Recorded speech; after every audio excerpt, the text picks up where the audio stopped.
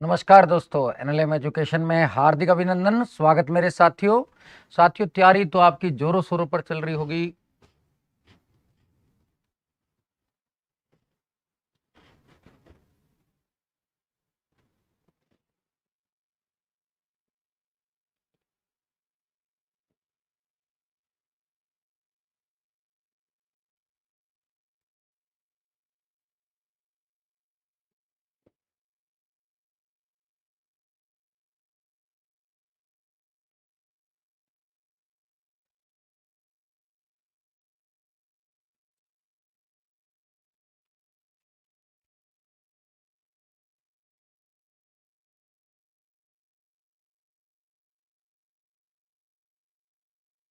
नमस्कार दोस्तों, NLM education में हार्दिक अभिनंदन। स्वागत मेरे साथियों।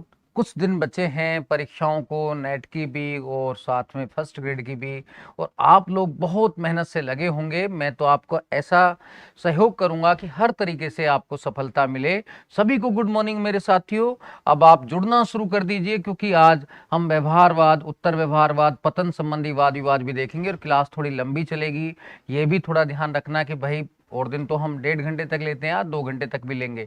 तो आप बस शेयर करते जाना और आगे बढ़ते जाना। सब लोगों को कह दो कि अब आ जाएं मैदान में। और कविता महावर जी गुड मॉर्निंग, जांगिड़ सुमन जी को गुड मॉर्निंग, और मोगिया जी जुड़े हैं, इनको भी गुड मॉर्निंग, दिनेश कुमार जी को भी, प्रमोद कुमार जी को, सभी को गुड मॉर्निंग मेरे साथियों। तो चलते हैं, क्वेश्चन भी करेंगे। परंपरागत दृष्टिकोण का महत्व, मैंने साथियों पहले क्या बताया था वो मैंने आपको बता देता हूं। मैंने कहा था राजनीति विज्ञान में मेनली दो दृष्टिकोण है, एक परंपरागत दृष्टिकोण है, एक आधुनिक दृष्टिकोण है। जो परंपरागत दृष्टिकोण है वो मूल्य पर बल देता है, नैतिकता की बात करता है, चाहिए की बात करता है, वो आलोचना की बात करता है, पुनर्निर्माण की बात करता है। मेनली दो ही कार्य राजनीति शास्त्र के बताता है। फिर समष्टिवादी है, औपचारिक संस्थाओं का अध्ययन करता है और उसका प्रभाव विकासशील देशों में पूर्व में अधिक है। और इससे जुड़े हुए विद्वान वही हैं जो हमारे थिंकर हैं, जो पश्चिमी विचारक हमने एमए में पढ़े हैं, वो सारे के सारे किस में आते हैं? परंपरागत दृष्टिकोण में। साथ में उन पर कमेंट करने वाले विद्वान भी किधर आएंगे? परंपरागत दृष्टिकोण में आएंगे। साथ में भारतीय विचारक भी इधर ही आएंगे। तो ये बेसिकली ध्यान रखना है। साथ में एक बात और ध्यान रखनी है, जो भी मूल्य और नैतिकता का अध्ययन करता है वो परंपरावादी है। चाहे न्याय का अध्ययन करता है, समानता, स्वतंत्रता, बंधुता, एकता, अखंडता, जो हमारे भारतीय संविधान की प्रस्तावना में दे रखे हैं वो मूल्य ही हैं। उनका जो भी अध्ययन करता है, विचारधाराओं का अध्ययन भी करता है, समाजवाद का, उदारवाद का, तो वो भी क्या है? परंपरावादी है। अब ये कॉन्सेप्ट पहले आपको क्लियर होगा तो आपको तनाव नहीं होगा। जैसे मैं पूछूंगा जॉन रोल्स कैसा है, क्योंकि न्याय का अध्ययन करता है, परंपरावादी है। मार्क्स कैसा है? समानता का अध्ययन करता है, इसलिए परंपरावादी है। ये कॉन्सेप्ट आपको क्लियर होना चाहिए। और इसका प्रभाव राजनीति शास्त्र में प्लेटो से लेकर सेकंड वर्ल्ड वॉर तक था। लेकिन सेकंड वर्ल्ड वॉर के बाद राजनीति शास्त्र में व्यवहारवाद का प्रभाव बढ़ा, यानी कि प्रत्यक्षवाद का प्रभाव बढ़ा, अनुभववाद का प्रभाव बढ़ने लगा। और ये प्रत्यक्षवाद, अनुभववाद, ये अनौपचारिक संस्थाओं का अध्ययन करता है, तथ्य और वैज्ञानिकता की बात करता है, मूल्य निरपेक्षीकरण की बात करता है। तथ्य मूल्य प्रभेद का मतलब, या जिसको भेद सिद्धांत कहते हैं, वो यही है कि हमें मूल्यों का अध्ययन नहीं करना है, क्योंकि मूल्य तो नैतिकता की बात करते हैं और नैतिकता का वैज्ञानिक अध्ययन नहीं हो सकता, क्योंकि नैतिकता समाज सापेक्ष होती है, तथ्य निश्चित होता है, यानी कि ये निश्चितता की बात करते हैं, सापेक्षता की बात नहीं करते। नैतिकता तो बदल जाती है। जैसे गांव की नैतिकता के नियम अलग रहते हैं, शहर की अलग रहते हैं, भारत की अलग रहती है, अमेरिका की अलग रहती है। इस प्रकार से ये कहते हैं नई तथ्य मूल्य प्रभेद सिद्धांत की बात करते हैं, यानी कि मूल्यों को से अलग कर दो तथ्यों को और केवल तथ्यों से मतलब रखो। तो ये तथ्य मूल्य प्रभेद सिद्धांत, भेद सिद्धांत किसका है? व्यवहारवाद का है, अनुभववाद का है, ये उसकी बात करते हैं। फिर ये ट्रू और फॉल्स की बात करते हैं, सही गलत, यस नो की बात करते हैं, और परंपरावाद की तरह उचित अनुचित की बात नहीं करते। वैसे भी जानते हैं कि दादा परदादा जो हमारे हैं वो हर चीज को उचित अनुचित से जोड़ते हैं। डायरेक्ट आंसर में हाँ ना नहीं बोलेंगे, लेकिन हम लोग, युवा लोग क्या करते हैं? हाँ ना में आंसर देते हैं। तो ये भी ध्यान आपको रखना है। इसका प्रभाव कहाँ है व्यवहारवाद का? व्यवहारवाद का प्रभाव जो है पश्चिम में ज्यादा है, अमेरिका में ज्यादा है, ये भी आपको ध्यान में रखना है। फिर इसके समर्थक कौन है? जितने भी व्यवहारवादी हैं, उत्तर व्यवहारवादी है, व्यवस्था सिद्धांत का अध्ययन करने वाले, और इससे जुड़ी हुई अवधारणाएं, व्यवहारवाद से जुड़ी अवधारणाएं अवधारणाएं कौन कौन सी आई हैं? राजनीति विकास, राजनीति संस्कृति, राजनीतिक आधुनिकीकरण, समाजीकरण। तो ये अवधारणाओं से जुड़े हुए विद्वान भी व्यवहारवादी हैं। तो ये आपको मोटा मोटा कॉन्सेप्ट ध्यान रहे ताकि आप सरल क्वेश्चन को गलत ना करें। अब मैंने आपको इतना बता दिया था परंपरागत दृष्टिकोण के बारे में, मैं आपको काफी कुछ बता चुका था कि इसकी परिभाषा भी मैंने बता दी थी, साथ में इसके अध्ययन के उपागमों पर भी हमने चर्चा कर ली थी। और आज हम चर्चा करेंगे जो है परंपरागत दृष्टिकोण का महत्व भी मैंने चर्चा कर लिया था, लेकिन मैं फिर बता देता हूं। इसका पहला महत्व है ये मूल्यों पर बल देने वाले विचारक आज इसके महत्व को बनाए रखे हुए हैं, इसके प्रासंगिकता को, यानी कि जो भी आज न्याय, समानता, स्वतंत्रता की बात करता है वो परंपरागत दृष्टिकोण को बढ़ावा देता है। दूसरा, 20वीं की शताब्दी के जो विचारधाराएं हैं, उदारवादी, समाजवादी, समुदायवादी, इन पर बल देने वाले विचारक भी परंपरागत दृष्टिकोण को बढ़ावा देते हैं। फिर नवपरंपरावादी। नवपरंपरावादी कौन है? 20वीं 21 शताब्दी के ऐसे विचारक जो आज भी परंपरागत दृष्टिकोण की मूल मान्यताओं में आस्था रखते हैं, वो नवपरंपरावादी कहलाते हैं। रॉबर्ट हेल इन्हें क्या कहता है? इन्हें पराअनुभववादी कहता है। रॉबर्ट हेल इन्हें पराअनुभववादी कहता है। रॉबर्ट हेल क्या कहता है? इन्हें पराअनुभववादी। तो ये आपको ध्यान रखना। रॉबर्ट हेल एक व्यवहारवादी थे। क्या थे? व्यवहारवादी। वो क्या कहते हैं? इन्हें पराअनुभववादी, ट्रांसएक्शनलिज्म, इंपीरियलिज्म। पराअनुभववादी किसने कहा नवपरंपरावादियों को? तो रॉबर्ट हेल ने कहा। ये क्वेश्चन भी आपको ध्यान में रखना है। अलवर की धरती से परिणाम, सबको प्रणाम। लेकिन साथियों आज थोड़ा होशियारी के साथ आप जुड़ जाएं। योगेंद्र सिंह जी प्रणाम, लेकिन तैयारी ऐसी होनी चाहिए कि जिसमें क्वेश्चन भी आज होंगे, ये आपको ध्यान रखना है। अब चलते हैं प्रमुख नवपरंपरावादी कौन कौन से हैं, मेरे साथ साथ बोलने पर ध्यान दें। एरिक वोइगलिन, माइकल ओक्सार्ट, डांटे जर्मनी, बंटर जुनेल, लियो स्ट्रास, एम सिबली, बकल मेडलैंड। तो ये तो आपको ध्यान रखने। अन्ना हरेंट का नाम भी इसमें जोड़ सकते हैं, वो भी कोई दिक्कत नहीं है। तो ये प्रमुख नव परंपरावादी विचारक है, जिनमें से मैंने पिछली क्लास में एरिक वोइगलिन के बारे में बता दिया था कि इनका जीवन काल 1901 से 1985 है। ये जर्मन अमेरिकन राजनीतिक दार्शनिक हैं। इन्होंने अनेक किताबों की रचना की है, the new science of politics और order and history. Order and history इनकी महत्वपूर्ण पुस्तक है। इसमें व्यवस्था और अव्यवस्था की चर्चा करते हैं। कहते हैं व्यवस्था कहीं भी वैज्ञानिकता से नहीं आती है, व्यवस्था जो आती है वो नैतिकता से आती है, और नैतिकता का स्रोत ये मानते हैं कि रीति रिवाज और परंपराएं होती हैं। तो इनका कहना भी साफ है कि वास्तव में जो व्यवस्था है वो मूल्य नैतिकता से उत्पन्न होती है।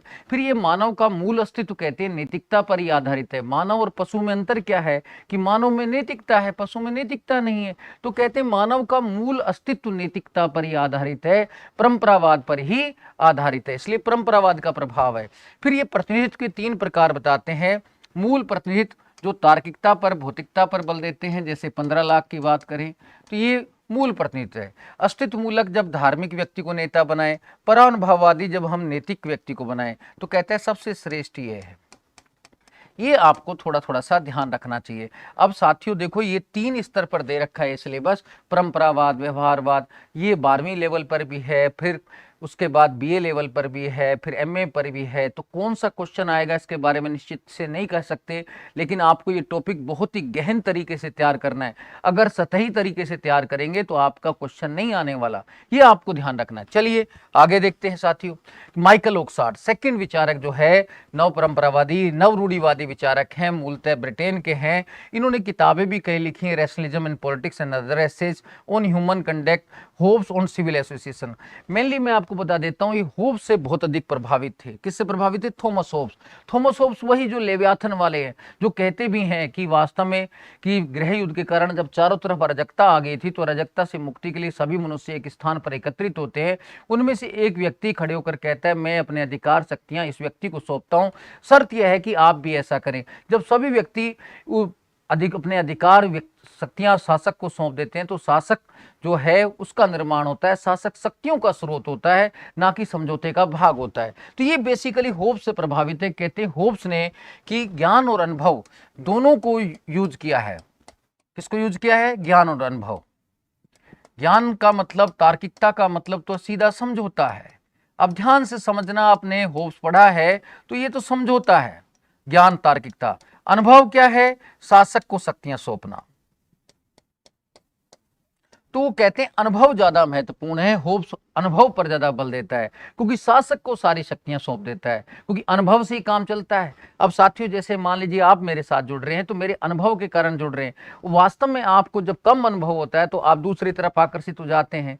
भाई लंबी क्लास में क्या पॉलिटिकल साइंस है, बहुत लंबी क्लास इसमें लेंगे, कंफ्यूज होंगे, तो ज्यादा पढ़ना भी इसमें घातक होता है। तो उतना समझ आना चाहिए, वहीं तक पॉलिटिकल साइंस है। जब समझना बंद, पॉलिटिकल साइंस बंद। तो ये भी ध्यान रखना है। तो ये आपको छोटी छोटी बातें ध्यान रहनी चाहिए। आगे मैं बता देता हूँ इनके विचार क्या है। कहते हैं परंपराएं नैतिकता और मूल्य का स्रोत है। जो हमारे रीति रिवाज परंपराएं हैं वो मूल्य का स्रोत है। दूसरा, ये तर्क बुद्धिवाद पर प्रहार करते हैं। कहते हैं तर्क बुद्धिवाद असमानता लाती है, कठोरता लाती है। क्या लाती है? असमानता और कठोरता लाती है। तो ये उस पर प्रहार करते हैं। कहते हैं तर्क बुद्धिवाद असमानता और कठोरता लाती है, इसलिए बेसिकली हमें विश्वास पर ज्यादा ध्यान देना चाहिए, तर्क बुद्धि पर ज्यादा ध्यान नहीं देना चाहिए। फिर एक ही अपने आदर्श समाज का निर्माण करते हैं जिसका नाम देते हैं नागरिक सहचार्य। ये इनका आदर्श समाज है। सिविल एसोसिएशन जो वार्तालाप के माध्यम से बनेगा। कैसे बनेगा? वार्ता। ये ध्यान में रखना है कि इनका आदर्श समाज कौन सा है, तो ये आपको ध्यान रखना है, वार्तालाप के माध्यम से बनेगा।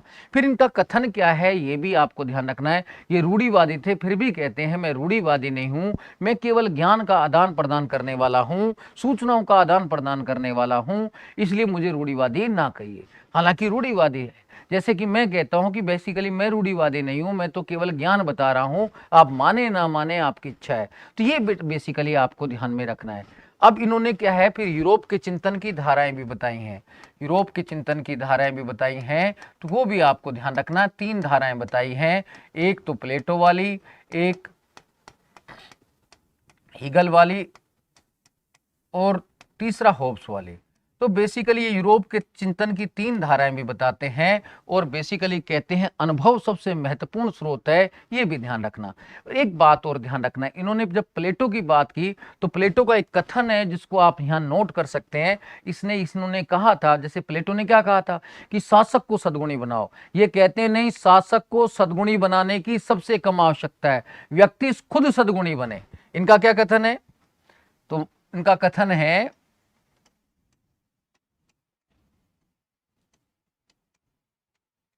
शासक को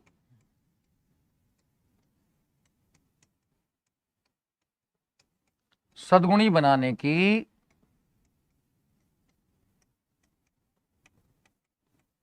सबसे कम आवश्यकता है। अब ये पूछेगा ये कथन किसका है, तो इन्होंने कहा शासक को नहीं, व्यक्ति सद्गुणी होने चाहिए। आप मुझे सद्गुणी ना बनाएं, आप सद्गुणी बने, आप अपने अंदर लाएं। जैसे मैंने कहा नोट्स मिल जाएंगे टेलीग्राम पर, फिर मुझे व्हाट्सएप पर आप मैसेज करते हैं। आप चेंजेस आपके अंदर लाने, फिर गर्म होते हैं, गुस्सा करते हैं कई लोग, अरे सर हमें तो नोट्स नहीं दिए। अरे नोट्स मिल जाएंगे, लेकिन आप टेलीग्राम पर जुड़ेंगे। आप 1000 बच्चे हैं, सुबह 1000 शाम को, मैं 5 जगह और क्लासें लेने जाता हूँ। अब 7 बच्चों की क्लासें 7 जगह चलती हैं, तो क्या ये पॉसिबल है कि एक टीचर आपको PDF हर व्हाट्सएप पर हर सिंगल को भेज दे? ये इम्पॉसिबल है। तो आप भी समझदार हैं, आप टेलीग्राम पे जुड़े। सर हमें तो टेलीग्राम हमारा तो है ही नहीं है। अब उसको लो, अपलोड कर लो, डाउनलोड कर लीजिए, कितना सा टाइम लगेगा। लेकिन आप अपने वो बताते हैं, तो वास्तव में मुझे सद्गुणी मत बनाएं, आप सद्गुणी बने, ये आपका फर्ज बनता है। ठीक है ना? राधे राधे, जय श्री कृष्णा। तो ये चीजें जो मैं भी कहता हूं कि आप स्वयं सद्गुणी बनो। टीचर को सद्गुणी बनने के लिए ना कहें, हम तो अपना जितना भी क्षमता है दे रहे हैं, लेकिन हमारी स्थितियां भी अलग रहती हैं। कभी नेट नहीं आता, हमें 50 लोगों के साथ वो भी करना पड़ता है, तो ये PPT भी तैयार करनी पड़ती है, सारी चीजें करनी पड़ती हैं। तो हमारे पास इतना समय नहीं है कि हमारे को व्हाट्सएप पर ही भेज सकें पर्टिकुलर एक व्यक्ति को। ये चीजें आपको खुद को समझनी है कि भाई वास्तव में एक इंसान कैसे भेजेगा। आप मेरी जगह होते क्या भेज पाते, वो समझना है। लेकिन जब तक ये समझ नहीं आएगा तो काम नहीं चलेगा। अगला थिंकर लियो स्ट्रास है, ये भी जर्मन अमेरिकन है। तो लियो स्ट्रास भी नव परंपरावादी हैं। ये प्रत्यक्षवाद व्यवहारवाद की सबसे अधिक आलोचना करते हैं।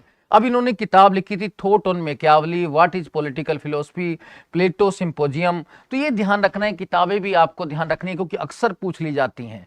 पहली बात, ये क्या करते हैं, कहते हैं जो आज व्यवहारवाद का प्रत्यक्षवाद, व्यवहारवाद का दूसरा नाम प्रत्यक्षवाद अनुभववाद है, कि जो व्यवहारवाद का प्रभाव बढ़ रहा है ये गटर की विजय है, तुच्छ विजय के समान है। यानी कि आज जो युवा शक्ति का प्रभाव बढ़ रहा है, थोड़ा सा मोबाइल चलाना क्या सीख गए, अपना TV चलाना क्या सीख गए, बाइक चलाना क्या सीख गए, हम तो हम ही हैं।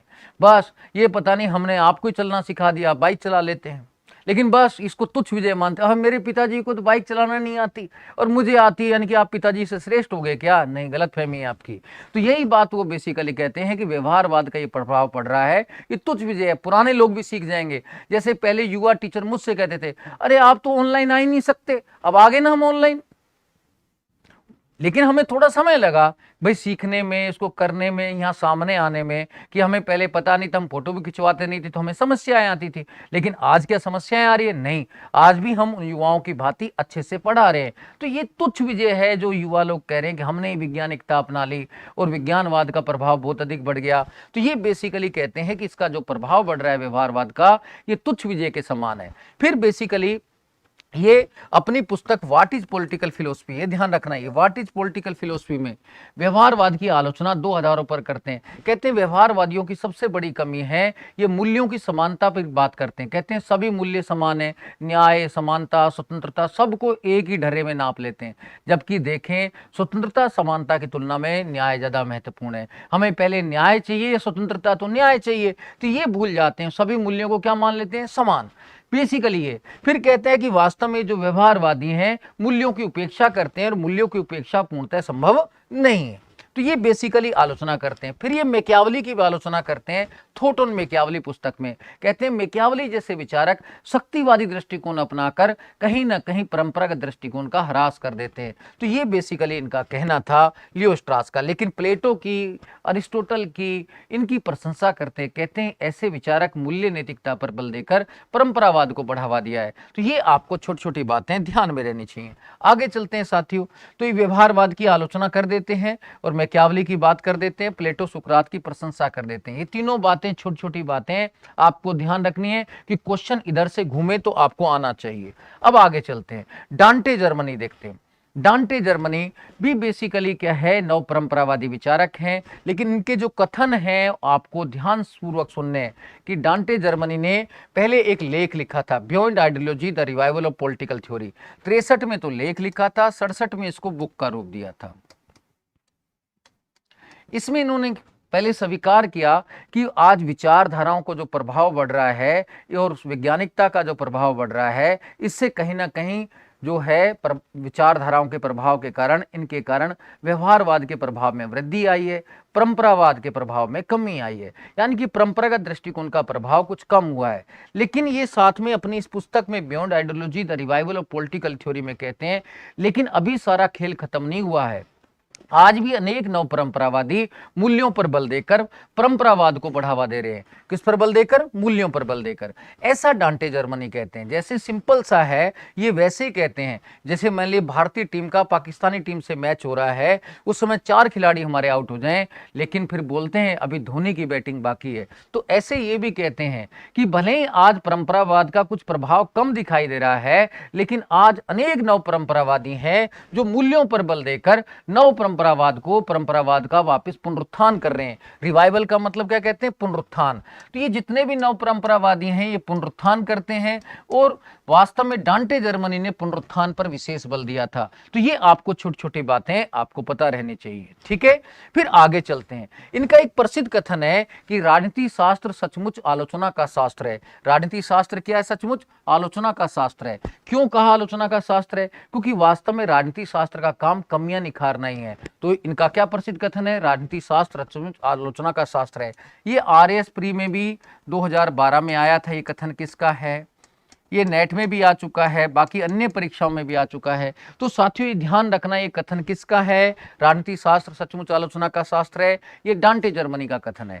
तो ये आपको छोटी छोटी बातें जब आपको पता रहेंगी तो आप अच्छे से इसको हल कर लेंगे। अब आगे चलते हैं साथियों, क्योंकि ये जो समय है अब क्रूशियल समय है, तो मैं नव परंपरावादी आपको बता रहा हूं। इन क्वेश्चनों को ध्यान से देख के जाना क्योंकि पेपर सीधा नहीं आता है। अब डांटे जर्मनी के बाद अगला थिंक कर लेते हैं, बर्ट्रैंड जुनेल। ये भी अमेरिकी राजनीतिक दार्शनिक है। आप जानते हैं प्रत्यक्ष लोकतंत्र की बात करते हैं, इसको बर्ट्रैंड जुनेल भी कह देते हैं। डरना मत, बर्ट्रैंड जुनेल अंग्रेजी में ऐसे कह देते हैं।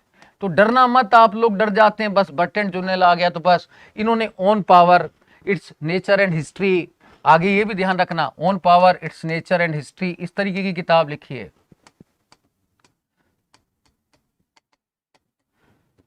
द प्योर पॉलिटिक्स, ये भी लिखिए। ये रूसों की भांति प्रत्यक्ष लोकतंत्र और लोकप्रिय पुरुषसत्ता का समर्थन करते हैं और मूल्यों पर बल देकर कहीं ना कहीं परंपरागत राजनीति सिद्धांत का उत्थान करते हैं और व्यवहारवाद की आलोचना करते हैं। वास्तव में जितने भी नव परंपरावादी हैं ये व्यवहारवाद पर ही प्रहार करते हैं और कहीं ना कहीं मूल्य नैतिकता को बढ़ावा देते हैं। तो ये छोटी छोटी बातें आपको सारी पता रहनी चाहिए। फिर अगला थिंकर है M Sibley. M Sibley basically जो है, इनकी बुक है लिमिटेशन ऑफ बिहेवियरलिज्म। एक यूटोपिया करके भी, टेक्निक एंड यूटोपिया भी करके इन्होंने किताब लिखी थी, टेक्निक एंड यूटोपिया।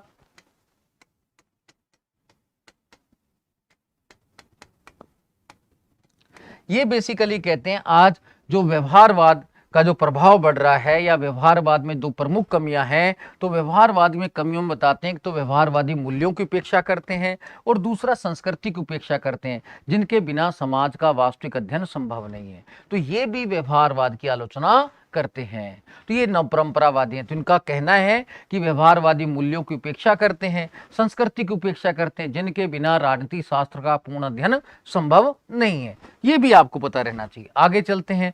बकल और मैटलैंड तो आप जानते ही हैं कि बकल क्या कहते हैं, राजनीति शास्त्र को विज्ञान कहना तो दूर, ये कलाओं में भी क्या है, पिछड़ी कला है। तो ये पिछड़ी कला की बात कर देते हैं, राजनीति शास्त्र को पिछड़ी कला मानते हैं। मैटलैंड क्या कहते हैं, मैं जब राजनीति विज्ञान के प्रश्न पत्र को देखता हूं तो मुझे प्रश्नों को देखकर नहीं, शीर्षक को देखकर खेद होता है। ये कथन इनका है।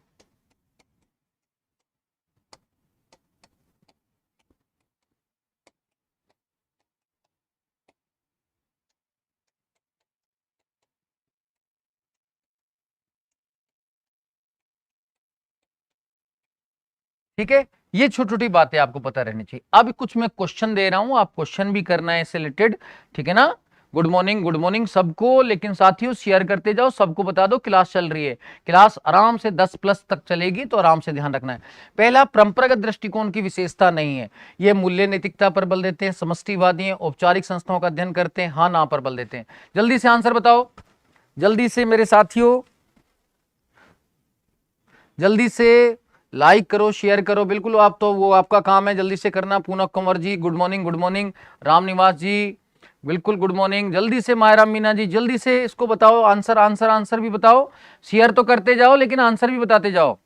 शंकर कुमावत जी जल्दी से आंसर बताओ। दे बिल्कुल सही है, वेरी गुड। इसका मतलब आपको समझ आ रहा है। सेकंड क्वेश्चन, निम्न में से परंपरावादी नहीं है, जल्दी बताओ परंपरावादी कौन सा नहीं है। डनिंग, वेबर, लास्की, कावनाद्य, फाइनर। जल्दी से बताओ, जल्दी से आंसर। अर्चना सोनी जी दूसरे का बताइए, दूसरे का, नंबर 2 का। बिल्कुल डी बताया, सही है। क्योंकि डनिंग, वेबर तो नौकरशाही का अध्ययन करते हैं, नौकरशाही औपचारिक संस्था है। लास्की भी वही बात करते हैं समानता की। डनिंग किसका अध्ययन करते हैं, ये बेसिकली सब पर टिप्पणी करते हैं, जैसे मैकियावली पर टिप्पणी की है, इसलिए परंपरावादी आएगा। तो कावनाद्य और फाइनर ये राजनीति संस्कृति से जुड़े हुए हैं, आपको ध्यान होगा। तो वास्तव में जब संस्कृति तो किससे संबंधित है, व्यवहारवाद से। तो ये आपको ध्यान रखना है। अगला क्वेश्चन बताओ, निम्नलिखित सम्मिलित नहीं है। Limitation, behaviouralism, Sibley, on power, Bertrand de Jouvenel, on human conduct, Michael Oakeshott, order history, डार्मंड जर्मनी। ये नहीं है, डांटे जर्मनी की किताब नहीं है ऑर्डर हिस्ट्री, ठीक है ना, मैंने बताया था। किसकी है, एरिक वोइगलिन की। तो ये आपको पता रहना चाहिए। अगला दे बताओ, एरिक वोइगलिन ने प्रतिनिधित्व का प्रकार नहीं बताया, जल्दी से ये बता दो। ये आपको बताना है इसका आंसर। क्वेश्चन नंबर 4 का 5 ही क्वेश्चन है बस, मैं थोड़े से लेके आया हूं, जल्दी से बताओ। Deepika Sharma ji good morning. लेकिन साथियों जल्दी से आंसर मुझे चाहिए, ठीक है ना। अनुपातिक प्रतिनिधित्व की चर्चा नहीं करते। अगला ध्यान रखना है, लियो स्ट्रास की पुस्तक नहीं है। Thought on Machiavelli, what is political philosophy, on Plato, symposium, order and history. तो इसकी किताब कौन सी नहीं है, ऑर्डर एंड हिस्ट्री नहीं है, ठीक है। ये आपको इसमें उत्तरमाला भी दे रखी है, आप उत्तरमाला कहते हैं, तो ये लो।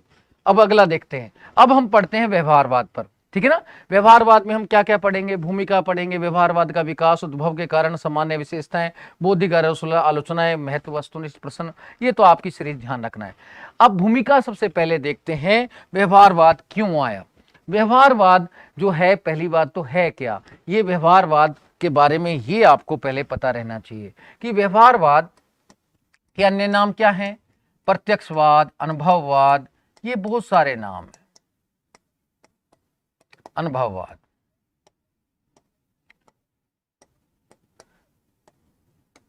ये क्या है? ये तथ्य और वैज्ञानिकता पर आधारित है, युवाओं के दृष्टिकोण का प्रतीक है। इसका विकास दो चरणों में हुआ है, पहला व्यवहारवाद के रूप में, दूसरा उत्तर व्यवहारवाद के रूप में।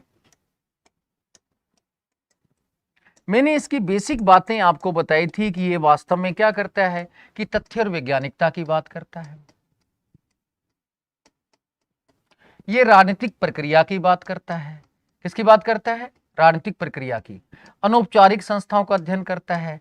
व्यष्टिवादी है, यानी कि मानव व्यवहार का अध्ययन करेगा। व्यष्टिवादी का मतलब व्यक्ति का अध्ययन करने वाला है। तो ये बेसिकली ध्यान रखना। अब सिंपल परिभाषा ये है, कहते हैं व्यवहारवाद द्वितीय विश्व युद्ध के बाद उद्भविक एक आंदोलन है जो मानव व्यवहार का अध्ययन करता है, विशेषकर ऐसे मानव व्यवहार का अध्ययन करता है जिसका मापन, सत्यापन, परीक्षण हो सके। क्या कहते हैं इसके बारे में कि व्यवहारवाद द्वितीय विश्व युद्ध के बाद उद्भवित एक आंदोलन है जो मानव व्यवहार का अध्ययन करता है, क्योंकि इसकी इकाई कैसी है? व्यष्टिवादी है। कैसी है? व्यष्टिवादी। तो किसका अध्ययन करता है? व्यवहारवाद का। तो मानव व्यवहार का अध्ययन करता है। कैसे मानव व्यवहार का? जिसका मापन, सत्यापन, परीक्षण हो सके। हर मानव व्यवहार का नहीं, जिसकी जांच नहीं हो सके उसका नहीं, यानी कि एकदम तथ्य पर आधारित। तो ये आपको ध्यान रखना है। अब इस व्यवहारवाद का विकास कैसे है, इसमें से बहुत बार क्वेश्चन आते हैं। तो चलिए साथियों, व्यवहारवाद का विकास मैंने बताया था कि मोटे मोटे दो चरणों में हुआ है, एक व्यवहारवाद के रूप में, एक उत्तर व्यवहारवाद के रूप में। हमें पहले व्यवहारवाद के रूप में विकास देखना है। तो हम व्यवहारवाद पे चल रहे हैं। पूरे जो प्रत्यक्षवाद है उसका विकास कितने चरणों में हुआ है? दो में, व्यवहारवाद के रूप में, उत्तर व्यवहारवाद के रूप में। तो पहला चरण है, उसको व्यवहारवादी नाम दिया गया। जैसे सिंधु घाटी सभ्यता में सबसे पहले अवशेष कहां मिले थे? कि बेसिकली हड़प्पा में से मिले थे, उसका पहला नाम क्या दे दिया? हड़प्पा सभ्यता भी कह देते हैं। ऐसे व्यवहार प्रत्यक्षवाद को व्यवहारवाद भी नाम दे दिया जाता है, क्योंकि वास्तव में प्रत्यक्षवाद, अनुभववाद का जो विकास का पहला चरण है वो व्यवहारवाद है। दूसरा चरण क्या है? उत्तर व्यवहारवाद है। ये आपको ध्यान रखना है। अब चलिए साथियों, व्यवहारवाद का मैंने परिभाषा बता दी कि व्यवहारवाद द्वितीय विश्व युद्ध के बाद उद्भवित एक आंदोलन है जो मानव व्यवहार का अध्ययन करता है, विशेषकर ऐसे मानव व्यवहार का जिसका मापन, पर्यवेक्षण और सत्यापन हो सके। अब इस व्यवहारवाद का विकास क्रम पर आप क्वेश्चन देखना कि बेसिकली क्या है। सबसे पहला इसमें कदम माना जाता है 1897 में ग्राम बैलेंस ने एक पुस्तक लिखी थी, the human nature in politics. कौन सी किताब लिखी थी? The human nature in politics, जिसमें मानव प्रकृति का अध्ययन किया था। ये आपको ध्यान रखना है। अब इस छोटी सी बात ध्यान रखनी है आपको। उसके बाद साथियों देखा जाए तो मैं और आपको बता देता हूं कि सेकंड स्टेज में आप लिख सकते हैं 1903 में एप्सा की स्थापना, अमेरिकन पॉलिटिकल साइंस एसोसिएशन की स्थापना। ये भी आप ऐड कर सकते हैं। 1903 में किसकी स्थापना हुई? एप्सा। एप्सा क्या है? American political science association. ये संस्था भी वैज्ञानिकता पर बल देती है। थर्ड देखें तो एक 1906 में American political science review magazine की स्थापना हुई थी। अमेरिकन पॉलिटिकल साइंस रिव्यू की स्थापना, साइंस रिव्यू पत्रिका की शुरुआत। अब व्यवहारवाद के विकास की दिशा में पहला चरण क्या था? पहला कदम क्या था? 1897 में ग्राम बैलेंस की किताब the human nature in politics. दूसरा कदम क्या था? 1903 में एप्सा की स्थापना। एप्सा का मतलब क्या? American political science association, full name ध्यान रहना चाहिए। यह संस्था आज भी आधारभूत कार्य कर रही है विज्ञानवाद की दिशा में। तीसरा कदम क्या था? 1906 में अमेरिकन पॉलिटिकल साइंस रिव्यू पत्रिका की शुरुआत। चौथा क्या कदम था? चौथा था बेसिकली 1908 में आर्थर बेंटले ने द प्रोसेस ऑफ गवर्नमेंट किताब लिखी और इसमें दबाव समूह का अध्ययन किया। दबाव समूह कैसी संस्थाएं रहती हैं? अनौपचारिक। तो इनका अध्ययन किया। तो किसको बढ़ावा दिया इन्होंने? दबाव समूह को बढ़ावा दिया। तो ये बेसिकली ध्यान रखना। और ये परंपरावाद की आलोचना भी करते हैं। कहते हैं परंपरावाद तो बंध्या दृष्टिकोण है, संकीर्ण दृष्टिकोण है। ये परंपरावाद की आलोचना भी करते हैं। परंपरावाद को बंध्या या संकीर्ण दृष्टिकोण भी कहते हैं। अब आपसे पूछे किसने कहा है बंध्या दृष्टिकोण है? Arthur Bentley. तो ये व्यवहारवाद की बात करते हैं और कहते हैं हमें ज्यादा से ज्यादा अनौपचारिक संस्थाओं का अध्ययन करना चाहिए, दबाव समूह का अध्ययन करना चाहिए। बिल्कुल आपकी तरह हैं। आप भी कहते हैं कि हमें परंपराओं वाले दृष्टिकोण का अध्ययन नहीं करना, हमें तो किसका अध्ययन करना है? व्यवहारवाद का। तो बेसिकली आर्थर बेंटले भी दबाव समूह का अध्ययन करते हैं। फिर बेसिकली आपको आगे भी मैं छोटी छोटी बातें और बता देता हूं कि जैसे बेसिकली 1924 में एक लॉर्ड जेम्स ब्राइस आए थे। उन्होंने मॉडर्न डेमोक्रेसी किताब वास्तव में 1921 में लिखी गई थी, 24 में प्रकाशित हुई। इसमें कहा था हमें केवल तथ्य से सरोकार रखना चाहिए, हमें मूल्यों से मतलब नहीं रखना चाहिए। इन्होंने बात की थी तथ्य मूल्य प्रभेद की। जिसे आप मूल्य निरपेक्षीकरण कह सकते हैं, भेद सिद्धांत कह सकते हैं। तो अब आपसे पूछेगा कोई भेद सिद्धांत की सबसे पहले चर्चा कौन करता है, तो लॉर्ड जेम्स ब्राइस करते हैं। क्लियर, ये ध्यान रखना है। इस भेद सिद्धांत को बेसिकली डेविड स्टर्न क्या कहते हैं, डेविड स्टर्न कहते हैं हाइपर फैक्चुअलिज्म। हाइपर फैक्चुअलिज्म किसने कहा था, डेविड स्टर्न ने कहा था, ये डेविड स्टर्न ने कहा। तो ये छोटी छोटी बातें जब आपको पता रहेंगी ना साथियों, तभी आप क्वेश्चन कर पाएंगे। तो तथ्य मूल्य प्रभेद की पहले बात लॉर्ड जेम्स ब्राइस ने की। इसको हाइपर फैक्चुअलिज्म किसने कहा, डेविड स्टर्न ने कहा। और इसे क्या कहते हैं, अंग्रेजी में डाइकोटिम कहते हैं। अंग्रेजी भी ध्यान रखना है, तथ्य मूल्य प्रभेद को अंग्रेजी में क्या कहते हैं, डाइकोटिम कहते हैं। क्या कहते हैं, डाइकोटिम। अब कई बार रोमन लिपि में डाइकोटिम लिखा आ जाए तो आप डरना मत, डाइकोटिम का मतलब है वही तथ्य मूल्य प्रभेद, भेद सिद्धांत, मूल्य निरपेक्षीकरण सिद्धांत। आप नामों से कंफ्यूज मत होना मेरे दोस्तों, बस आपसे मैं यही कह रहा हूं कि अगर नामों से कंफ्यूज हो जाओगे तो आप टेंशन ले लोगे। जैसे आपके 4-5 नाम हैं, आपको भी घर में किसी और नाम से पुकारते हैं, दोस्त और नाम से पुकारते हैं, इसलिए तथ्य मूल्य प्रभेद के कई नाम हैं, भेद सिद्धांत, डाइकोटिम, और इसको डेविड स्टर्न क्या कहता है, हाइपर फैक्चुअलिज्म। तो ये आपको छोटी छोटी बातें ध्यान रखनी है। अगला ध्यान रखते हैं, अगला कदम क्या है। 1925 में चार्ल्स मैरियस ने new aspect of political science पुस्तक लिखी थी और इसमें वैज्ञानिकता पर बल दिया था और शिकागो विश्वविद्यालय को कहीं ना कहीं व्यवहारवाद का केंद्र बिंदु बनाया था। तो आपसे पूछेगा कि व्यवहारवाद से जुड़ा हुआ विश्वविद्यालय कौन सा है, तो वास्तव में शिकागो विश्वविद्यालय। तो चार्ल्स मैरियम ने new aspects of political science, political development नहीं है, पॉलिटिकल डेवलपमेंट किताब तो क्या है, आगे पढ़ते हैं हम जाके, लेकिन राजनीति विकास में जाके लुसियन पाई गए, लेकिन यहाँ चार्ल्स मेरियम की new aspects of political science है। अब ये भी ध्यान रखना, पॉलिटिकल साइंस है कि डेवलपमेंट है। डेवलपमेंट लुसियन पाई में आएगा, राजनीति विकास में आएगा, और पॉलिटिकल साइंस किस में आएगा, ये व्यवहारवाद से संबंधित है। इन्होंने वैज्ञानिकता पर बल दिया और शिकागो विश्वविद्यालय को व्यवहारवाद का केंद्र बिंदु बनाया। इन्हें व्यवहारवाद का बौद्धिक पिता कहते हैं। क्या कहते हैं, बौद्धिक पिता। देखो साथियों, पिता भी कई प्रकार के, एक सामाजिक पिता भी होता है, एक जैविक पिता भी होता है। बौद्धिक पिता हमारा टीचर होता है, प्रारंभिक स्कूल वाला, प्राइमरी स्कूल वाला। तो ये बेसिकली बौद्धिक पिता की बात करते हैं, ये आपको ध्यान रखना है। इसके बाद आप छोटी छोटी बातें और भी ध्यान रख सकते हैं कि 1927 में कैटलिन ने, 1927 में कैटलिन आए थे। कौन आए थे, कैटलिन। ये दो पुस्तकें भी अगर आप ध्यान रख लेंगे, क्योंकि साथियों जब आप एग्जाम दे रहे हैं, आप खाली ये नहीं सोचना है कि आपको स्नातक स्तर पर पढ़ना है, मैंने कहा ना कि आपको पीजी लेवल तक ध्यान रखना है। तो कैटलिन ने किताब लिखी थी science and method of politics, science and method of politics, ये भी आप ध्यान रखेंगे। अब आपसे पूछेगा science and method of politics किसकी किताब है और किससे संबंधित है, व्यवहारवाद से। कैटलिन वैसे भी शक्ति का अध्ययन करते हैं, आपको मालूम है, तो बेसिकली ये व्यवहारवादी है। जो शक्ति की बात करेगा वो भी व्यवहारवादी है। आप भी शक्ति शक्ति शक्ति करते रहते, पावर पावर पावर। तो कैटलिन भी 1927 में science and method of politics किताब लिखी थी, उन्होंने भी व्यवहारवादी दृष्टिकोण अपनाया था। तो ये आपको छोटी छोटी बातें ध्यान रखनी है। फिर साथियों आपको 1944 की एक किताब भी ध्यान रख सकते हैं कि आप ध्यान रखना चाहें तो 1944 में लेजरफील्ड एंड गटमैन ने पीपल्स चॉइस किताब लिखी थी, ठीक है ना, लेजरफील्ड व गटमैन ने।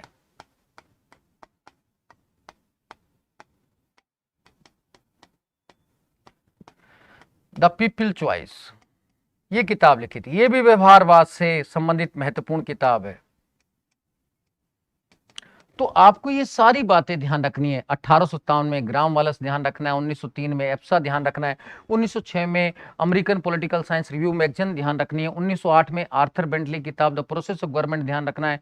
फिर साथियों आपको जेम्स ब्राइस की पुस्तक भी आपको ध्यान रखनी है, मॉडर्न डेमोक्रेसी। फिर 25 में चार्ल्स मेरियम की पुस्तक ध्यान रखनी है। चार्ल्स मेरियम के बाद 27 में कैटलिन की science and method of politics ध्यान रखनी है। फिर 44 में लेजरफील्ड व गटमैन की द पीपल चॉइस, जिसमें मतदान व्यवहार की बात करते हैं ये। तो ये ध्यान रखना है, मतदान व्यवहार किससे संबंधित है, व्यवहारवाद से संबंधित है। ये व्यक्ति के व्यवहार का ही तो अध्ययन है। तो ये बेसिकली इस तरीके से इसका विकास हुआ। अब क्या है, त्रिकोण कौन माने जाते हैं व्यवहारवाद के, जैसे सिंपल है हिंदू धर्म के 3 त्रिकोण ब्रह्मा विष्णु महेश माने जाते हैं, ऐसे ही बेसिकली व्यवहारवाद के 3 त्रिकोण हैं, डेविड स्टर्न, चार्ल्स मेरियम और रॉबर्ट डेल। क्या क्या है, डेविड स्टर्न, चार्ल्स मेरियम और रॉबर्ट डहेल। आरंभिक में हम क्या करते हैं, रॉबर्ट डहेल के स्थान पर लासवेल को लिख देते हैं। अब सिंपल त्रिकोण का नाम पूछे तो क्या क्या ध्यान रखेंगे, David Easton, Charles Merriam, Robert Dahl. अगर आरंभिक त्रिकोण शब्द आता है, जब तक आरंभिक त्रिकोण शब्द ना आए तो समझो सिंपल त्रिकोण की बात कर रहे हैं। जब आरंभिक शब्द आ जाए तो रॉबर्ट डहेल को हटाकर आप लासवेल को ऐड कर देना, बस इतना सा काम कर लेना, ठीक है। अब संस्थाएं कौन कौन सी थी, एप्सा, फोर्ड, कार्नेगी। ये फोर्ड संस्था तो हमारे यहाँ पंचायती राज का जो हमारे यहाँ कम्युनिटी डेवलपमेंट प्रोग्राम हुआ था 1952 में शुरू हुआ था, उसका अध्ययन करने भी आई थी पंचायती राज संस्था का। हमारे यहाँ सामुदायिक विकास कार्यक्रम का अध्ययन करने कौन सी संस्था आई थी, ये फोर्ड वाली। एप्सा का यहाँ लिखा ही हुआ है 203 में 1903, मैंने पहले भी आपको बता दिया। कार्नेगी भी संस्था है। तो ऐसी संस्थाओं ने भी व्यवहारवाद के विकास में योगदान दिया।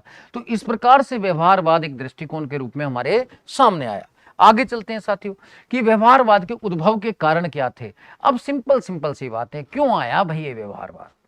देखो साथियों, व्यवहारवाद तब आता है जब हम ज्यादा परंपराओं की बात करते हैं तो कहीं ना कहीं टेंशन के कारण आता है। जैसे घर में देखा जाए कि वास्तव में घर वाले सारे संकीर्ण की बातें करते हैं, मूल्य नैतिकता की ज्यादा ही बातें होती हैं, तो उससे आक्रोश पैदा होता है, क्योंकि मूल्य नैतिकता से तत्काल सफलता तो नहीं मिलती और जीवन चलाने के लिए हमें भौतिक सफलता भी जरूरी होती है।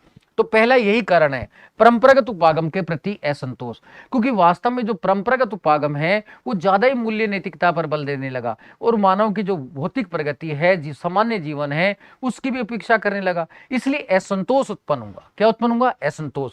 इसलिए किर्कपैट्रिक कहते भी हैं असंतोष ने क्षोभ को जन्म दिया और क्षोभ के फलस्वरूप व्यवहारवाद आया। अब ये कथन किसका है, किर्कपैट्रिक का है। किसने कहा, असंतोष ने क्षोभ को जन्म दिया, क्षोभ के फलस्वरूप व्यवहारवाद का, ठीक है ना। ये आपको पता रहना चाहिए। अब ये छोटी छोटी बातें जब आपको पता रहेंगी तो आप आसानी से कर लेंगे। वास्तव में होता भी है, आपके घर वाले कहते हैं बजरंग बली सफलता दिलाएगा।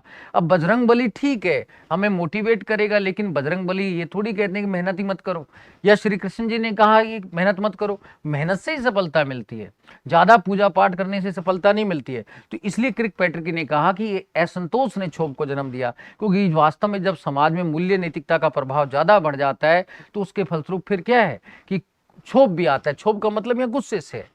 दूसरा क्या है, द्वितीय युद्ध के बाद राजनीति शास्त्रियों की उपेक्षा। अमेरिका में द्वितीय युद्ध के बाद राजनीति शास्त्रियों की उपेक्षा हुई थी। क्यों उपेक्षा हुई थी, इसका बड़ा कारण है जो समाजशास्त्री थे, अर्थशास्त्री थे, उन्होंने तो व्यवहारवाद अपना लिया था। व्यवहारवाद अपनाने के कारण उन्होंने द्वितीय युद्ध के दौरान अमेरिकी सरकार को सहायता की थी। अब जो सहायता करेगा और कहीं ना कहीं मदद करेगा तो उसको उच्च पद मिलेंगे, इसलिए उनको तो राजनीति शास्त्रियों को तो उच्च पद मिले नहीं, समाजशास्त्रियों अर्थशास्त्रियों को उच्च पद मिले राजनीति में। अब राजनीति शास्त्रियों ने सोचा हम तो राजनीति विज्ञान से जुड़े हुए हैं, फिर भी हमें उच्च पद नहीं मिल रहे, क्योंकि राजनीति शास्त्री तो मूल्य की बात करते थे, बस कहते थे युद्ध रोक देना चाहिए। अब कैसे हिटलर को मनाएं, कैसे मुसोलिनी को अपनाएं, ये तो बता ही नहीं रहे थे। इसलिए वास्तव में उपेक्षा हुई, क्योंकि राजनीति शास्त्री परंपरावादी बने हुए थे। उन्होंने सरकार की किसी प्रकार से अमेरिकी सरकार की मदद नहीं की, इसलिए उनके बाद में उपेक्षा हुई। तो मार्गरेट मीड, रूथ बेनेडिक्ट जैसे समाजशास्त्रियों ने जापानी राष्ट्रीय चरित्र का अध्ययन भी किया था और अमेरिकी सरकार को बताया भी था कि किस तरीके से जापान जो है कठोर संस्कृति वाले, जमीनी सेना से इन्हें आसानी से नहीं हराया जा सकता। इसलिए अमेरिका ने लिटिल बॉय फैटमैन परमाणु बम डाल लिया था, ठीक है। अब द्वितीय युद्ध के पूर्व का अनुभववादी अध्ययन। द्वितीय युद्ध के पूर्व का तीसरा कारण क्या था कि द्वितीय युद्ध से पहले बहुत सारे अनुभववादी व्यवहारवादी अध्ययन हुए थे, जैसे मैंने बताया ग्राम वालेस का, अर्थर बेंटले का, जेम्स ब्राइस का, फिर चार्ल्स मेरियम का। तो इन अध्ययनों ने भी कहीं ना कहीं प्रेरणा दी व्यवहारवाद की ओर। तो व्यवहारवाद के उद्भव के 3 कारण आप ये ध्यान में रखना है। अब आगे चलते हैं मेरे साथियों, व्यवहारवाद की सामान्य विशेषताएं क्या क्या हैं, आप जल्दी जल्दी से बताओ। पहला, तथ्य वैज्ञानिकता पर बल, यानी कि ज्ञान के लिए ज्ञान पर बल। ये तो मैंने बता दिया था, अब आप भी थोड़ा सा बताएं। व्यष्टिवादी है, यानी कि अध्ययन की इकाई कैसी है, छोटी है, मानव व्यवहार का अध्ययन करना है। किसका अध्ययन करना है, मानव व्यवहार का। फिर राजनीति प्रक्रिया का अध्ययन करना है, ये ध्यान रखना है। फिर राज्य के स्थान पर व्यवस्था पर बल देना है, ये व्यवस्था की बात करते हैं, राज्य की बात नहीं करते, व्यवस्था का अध्ययन। फिर अनौपचारिक संस्थाओं का अध्ययन, किसका अध्ययन है, अनौपचारिक संस्थाओं का अध्ययन। अनौपचारिक संस्थाओं का मतलब एनजीओ हो गया, गैर सरकारी संस्थाओं का अध्ययन, एनजीओ, दबाव समूह, इनका ज्यादा अध्ययन करते हैं।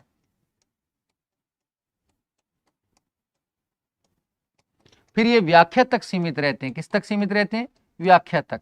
एक्सप्लेनेशन तक सीमित रहते हैं, आलोचना वगैरह नहीं करते, केवल व्याख्या कर देंगे। जैसे आपसे किसी के बारे में पूछेंगे तो आप व्याख्या करके चुप हो जाएंगे, वही। इनका प्रभाव कहाँ है? विकसित देशों में ज्यादा है, पश्चिम में ज्यादा है। फिर ये किसकी बात करते हैं? कि बेसिकली बात करते हैं पतन की, राजनीति सिद्धांत का पतन। जैसे आप कहते हैं मेरा बुढ़ा सटिया गया है, गुरुजी सटिया गए हैं, आप लोग यही करते रहते हैं बस, तो ये बेसिकली कहते हैं। तो ये कहते हैं परंपरागत राजनीति सिद्धांत का पतन हो गया है।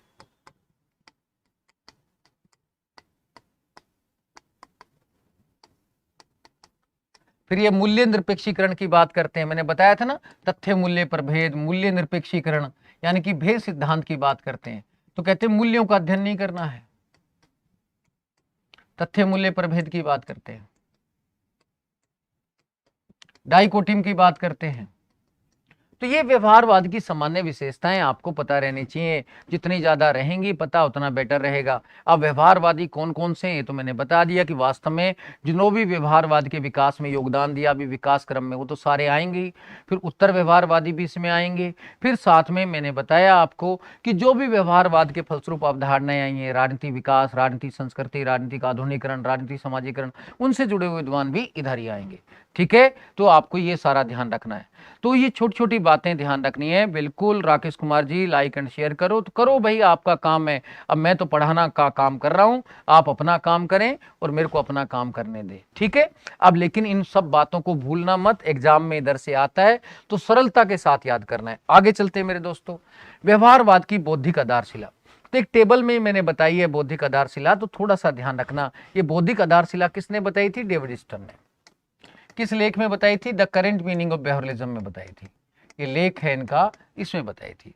क्या क्या 8 विशेषताएं बताते हैं डेविड स्टर्न इस लेख में व्यवहारवाद की, उन्हें ही बौद्धिक आधारशिला कहा जाता है। अब कोई पूछेगा व्यवहारवाद की बौद्धिक आधारशिला क्या है? व्यवहारवाद की बौद्धिक आधारशिला, डेविड स्टर्न ने जो 8 विशेषताएं व्यवहारवाद की बताई, उन्हें ही व्यवहारवाद की बौद्धिक आधारशिला कहा जाता है। तो बेसिकली कौन कौन सी है? पहला है नियमितता। अब नियमितता क्या होती है? व्यवहारवाद की कहते हैं मानव व्यवहार में नियमितता पाई जाती है। मानव बार बार एक जैसा ही व्यवहार करता है, जैसे एक ही दल या उम्मीदवार को वोट देता है। अब जब एक ही दल उम्मीदवार को वोट देता है तो हम उसके व्यवहार का पूर्ण अनुमान लगा सकते हैं और भविष्यवाणी कर सकते हैं कि कौन जीतेगा कौन हारेगा, क्योंकि पूर्व में देखेंगे कि बस कितने लोग वहां से हटे हैं और कितने जुड़े हैं। इस आधार पर हम मानव व्यवहार के बारे में भविष्यवाणी कर सकते हैं। तो आज जो एग्जिट पोल, ओपिनियन पोल चलते हैं वो वास्तव में मानव व्यवहार की नियमितता के आधार पर ही चलते हैं। तो नियमितता पहली विशेषता है। तो ये कहते हैं मानव व्यवहार का अध्ययन किया जा सकता है। मैंने कहा इनका मेल लक्ष्य क्या है? मानव व्यवहार का अध्ययन करना। तो मानव व्यवहार के बारे में बताया जा सकता है। दूसरा क्या है? सत्यापन। सत्यापन का अंग्रेजी में कहते हैं वेरिफिकेशन। वेरिफिकेशन का मतलब क्या है कि नियमितता के आधार पर जो आंकड़े इकट्ठे किए हैं उनकी हम पुनः जांच कर सकते हैं। मान लीजिए मैं कहीं से आंकड़े इकट्ठे करके आता हूं, बीकानेर से या जोधपुर से, कि भाई ये विधानसभा में इन लोगों ने ये कहा कि हम इसको वोट देंगे, इन लोगों ने कहा इसको वोट देंगे। अब आप उन डेटा की समीक्षा करना चाहें तो आप दोबारा कर सकते हैं। आपके पास फोन नंबर भी है, उनका एड्रेस भी है, उसमें कितना बदलाव हुआ ये भी जान सकते हैं।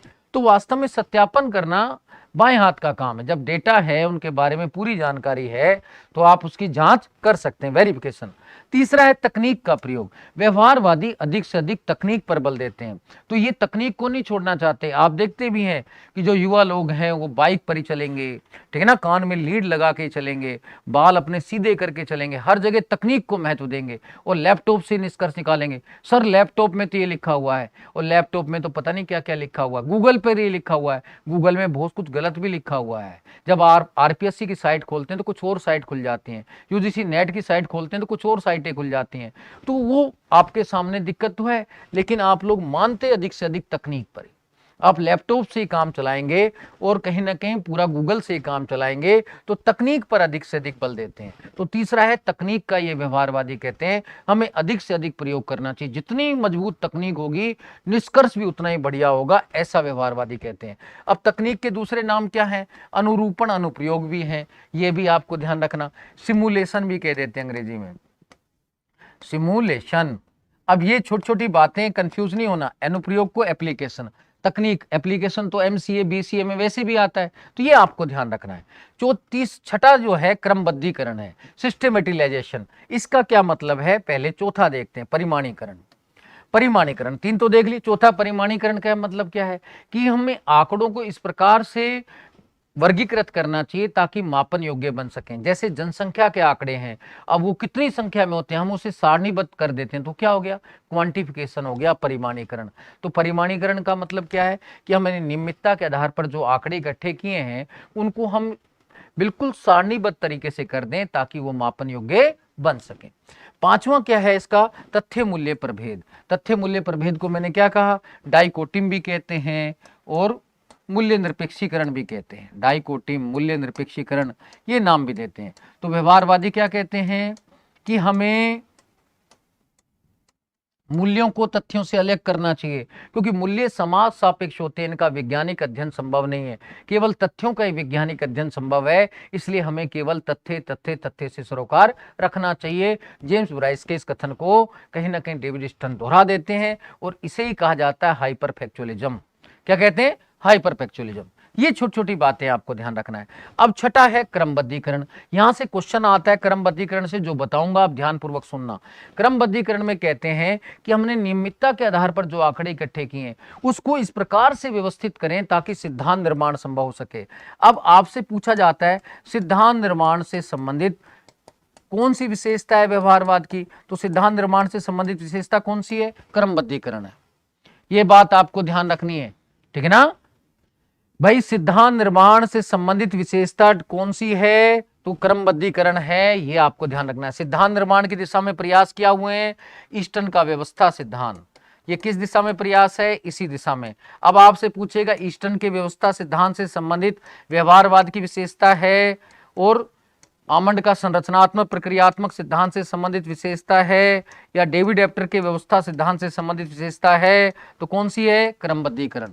तो छोटी छोटी बातें आपको ज्यादा पता रहनी चाहिए, ठीक है ना। ये ज्योति कुमारी जी, गुड मॉर्निंग आपको सभी को। लेकिन ये आपको पता रहने चाहिए, ये क्वेश्चन कई बार आ चुका है, तो ये इंपॉर्टेंट क्वेश्चन है, ये भी आपको पता रहना चाहिए। तो सिद्धांत निर्माण किससे जुड़ा हुआ है, क्रमबद्धीकरण से। डेविड स्टर्न का व्यवस्था सिद्धांत किससे जुड़ा हुआ है, क्रमबद्धीकरण से। अब पूछेगा ये वाला इससे जुड़ा हुआ है, ये वाला इससे जुड़ा हुआ है, तो ये आपको पता रहना चाहिए। अब हम सातवीं विशेषता देखते हैं, शुद्ध विज्ञान। व्यवहारवाद की जो एक प्रमुख विशेषता है शुद्ध विज्ञान है। व्यवहारवादी कहते हैं जैसे प्राकृतिक विज्ञान शुद्ध होते हैं, मैथमेटिक्स 2 और 2 4 होते हैं, ऐसे राजनीति विज्ञान भी शुद्ध विज्ञान है, इसके आंकड़े भी शुद्ध हैं, इनकी पुनः जांच हो सकती है। ये बेसिकली व्यवहारवादी कहते हैं। लेकिन ये भूल जाते हैं कि वास्तव में व्यवहारवाद तो क्या है, एक मानविकी विज्ञान है, लेकिन ये शुद्ध विज्ञान ही मानते हैं। आठवीं विशेषता बहुत महत्वपूर्ण है, समग्रता और अंतः अनुशासनात्मक दृष्टिकोण। पहले हम समग्रता पर चर्चा करते हैं, इंटेग्रिटी पर। अंग्रेजी भी ध्यान रखनी है, क्योंकि साथियों हिंदी अनुवाद जो लिखा रहता है पेपर के ऊपर, पेपर में हिंदी अंग्रेजी में मूलतः बना है, हिंदी में कोई गलती होगी तो आप अंग्रेजी का पढ़े, तो साफ पहले से लिख देते हैं। तो हम अंग्रेजी ध्यान रखने, इंटेग्रिटी। इसका मतलब क्या है कि हमें मानव व्यवहार के केवल राजनीतिक पक्ष का नहीं अध्ययन करना चाहिए, हमें सामाजिक सांस्कृतिक आर्थिक सभी पक्षों का अध्ययन करना चाहिए, क्योंकि अनेक बार सामाजिक सांस्कृतिक आर्थिक पक्ष भी राजनीति को प्रभावित करते हैं, वास्तव में करते हैं। कई बार महंगाई का मुद्दा कर जाता है राजनीति को प्रभावित, कई बार धर्म जाति कर जाते हैं। तो वही बात कहीं ना कहीं समग्रता में डेविड स्टर्न कहते हैं। अगला है अंतः अनुशासनात्मक दृष्टिकोण। अंतः अनुशासनात्मक दृष्टिकोण को अंग्रेजी में कहते हैं इंटरडिसिप्लिनरी अप्रोच। क्या कहते हैं, इंटरडिसिप्लिनरी अप्रोच। इसका मतलब क्या है, हमें दूसरे सामाजिक विज्ञान के वैज्ञानिक गुणों को राजनीति शास्त्र में अपनाना चाहिए। क्या मतलब है इसका, दूसरे सामाजिक विज्ञान के वैज्ञानिक गुणों को राजनीति विकास शास्त्र में अपनाना चाहिए। जैसे इसी के फलस्वरूप आया राजनीति विकास, राजनीति संस्कृति जैसी जो अवधारणाएं हैं, इन्हीं के फलस्वरूप आई हैं। तो हमने संस्कृति समाज शास्त्र से ले लिया, विकास अर्थशास्त्र से ले लिया, तो ऐसी अवधारणाएं हमने दूसरे समाज विज्ञानों से ले ली और राजनीति शास्त्र को अधिक वैज्ञानिक बना दिया। गुड मॉर्निंग पवन कुमार जी, गुड मॉर्निंग। बिल्कुल अंजना चौधरी जी, गुड मॉर्निंग, वेरी गुड। तो ये आठवां जो है, आठों विशेषताएं जो व्यवहारवाद की हैं, जो बेसिकली डेविड स्टर्न ने बताई, आपको ध्यान में रखनी है। हम अब आगे चलते हैं मेरे दोस्तों, आलोचना, ठीक है ना। अब आलोचना क्या क्या है वो आप जानते हैं। पहला तो ये मनुष्य को क्या मान लेता है, यंत्र। आलोचना ध्यान रखना है, हम आलोचना कर रहे हैं, मनुष्य को मशीन यंत्र मान लेते हैं। कहते हैं मानव व्यवहार का अध्ययन करेंगे कि मानव व्यवहार निश्चित रहता है। मानव व्यवहार क्या निश्चित रहता है? नहीं, मानव तो भावुक प्राणी है, वे अपना विचार बदलता रहता है। पहले कहता है इस दल को मत दूंगा, बाद में दूसरे दल को दे देता है, इस उम्मीदवार को दूंगा, बाद में कुछ ना कुछ और कर देता है। मानव क्योंकि भावुक प्राणी है, तो पहले मनुष्य को यंत्र मशीन मानते हैं, ये इनकी कमी है। दूसरी आलोचना आप कर सकते हैं कि अत्यधिक विज्ञानवादी हैं, अत्यधिक वैज्ञानिकता पर बल, वैज्ञानिकता और तकनीक पर बल, फिर मूल्यों पर बल, मूल्यों की उपेक्षा। मूल्यों की उपेक्षा पूर्णतः संभव नहीं है, यह भी इनकी एक कमी है। ये मूल्यों की क्या करते हैं? उपेक्षा करते हैं, तो मूल्यों की उपेक्षा संभव नहीं है। सिद्धांत निर्माण कहते हैं सार्वभौमिक करेंगे, जो आज तक नहीं बना है। फिर शुद्ध विज्ञान नहीं, राजनीति विज्ञान, मानविकी विज्ञान है। तो ये सारी आलोचना ही आलोचना बनते हैं। फिर नव परंपरावादी आलोचना करते हैं। कौन करते हैं? नव परंपरावादी। जैसे लियो स्ट्रास ने क्या कहा? गटर की विजय है। क्या है? गटर की विजय। लियो स्ट्रास भी कहते हैं, बाकी अन्य विद्वान भी आलोचना करते हैं, तो नव परंपरावादी भी आलोचना करते हैं। तो वास्तव में देखा जाए तो व्यवहारवाद की आलोचना जो है उसकी कठोरता के कारण ज्यादा हुई, वैज्ञानिकता के कारण। जैसे साथियों, आप भी ज्यादा वैज्ञानिकता अपनाते हैं तो घर वाले परेशान हो जाते हैं, समाज वाले फिर आपकी आलोचना कर लेंगे। आप ज्यादा ही कान में लीड लगाएंगे, ज्यादा ही कुछ कहीं ना कहीं फैशन करेंगे, ज्यादा ही वैज्ञानिक बनेंगे, हर चीज को वैज्ञानिकता से नापेंगे। घर वाले कहेंगे तो सन की हो गया। तो भाई कुछ मूल्य भी अपना ले। हर जगह वैज्ञानिकता नहीं चलती। घर में भी ज्यादा आप मास्क पहनेंगे, बार बार सैनिटाइजर, बार बार। अब घर में 2 जने रहते हैं, इतना ज्यादा क्या करने की जरूरत है? तो ये बेसिकली है।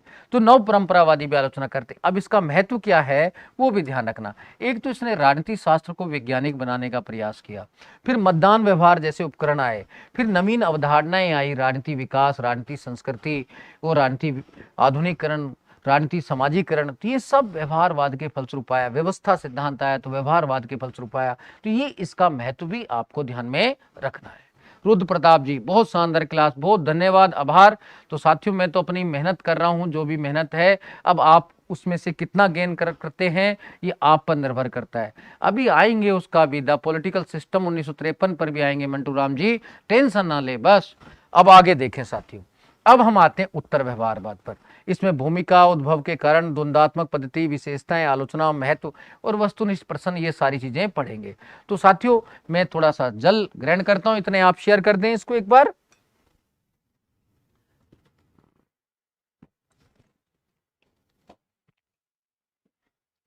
चलिए साथियों, एजुकेशन फॉर सक्सेस, आगे चलते हैं। अब भूमिका क्या है उत्तर व्यवहारवाद? मैंने बताया कि उत्तर व्यवहारवाद के उद्भव के कारण क्या थे। बड़ा कारण तो यह था, एक तो अत्यधिक वैज्ञानिक होना, अत्यधिक वैज्ञानिकता इसके समक्ष एक बाधा थी। अत्यधिक वैज्ञानिकता की बात करना, आप ज्यादा कठोरता अपनाएंगे तो कहीं ना कहीं समस्याएं आएंगी। मूल्यों की पूर्णतः उपेक्षा करेंगे, मूल्यों की उपेक्षा, ये बड़ा कारण था।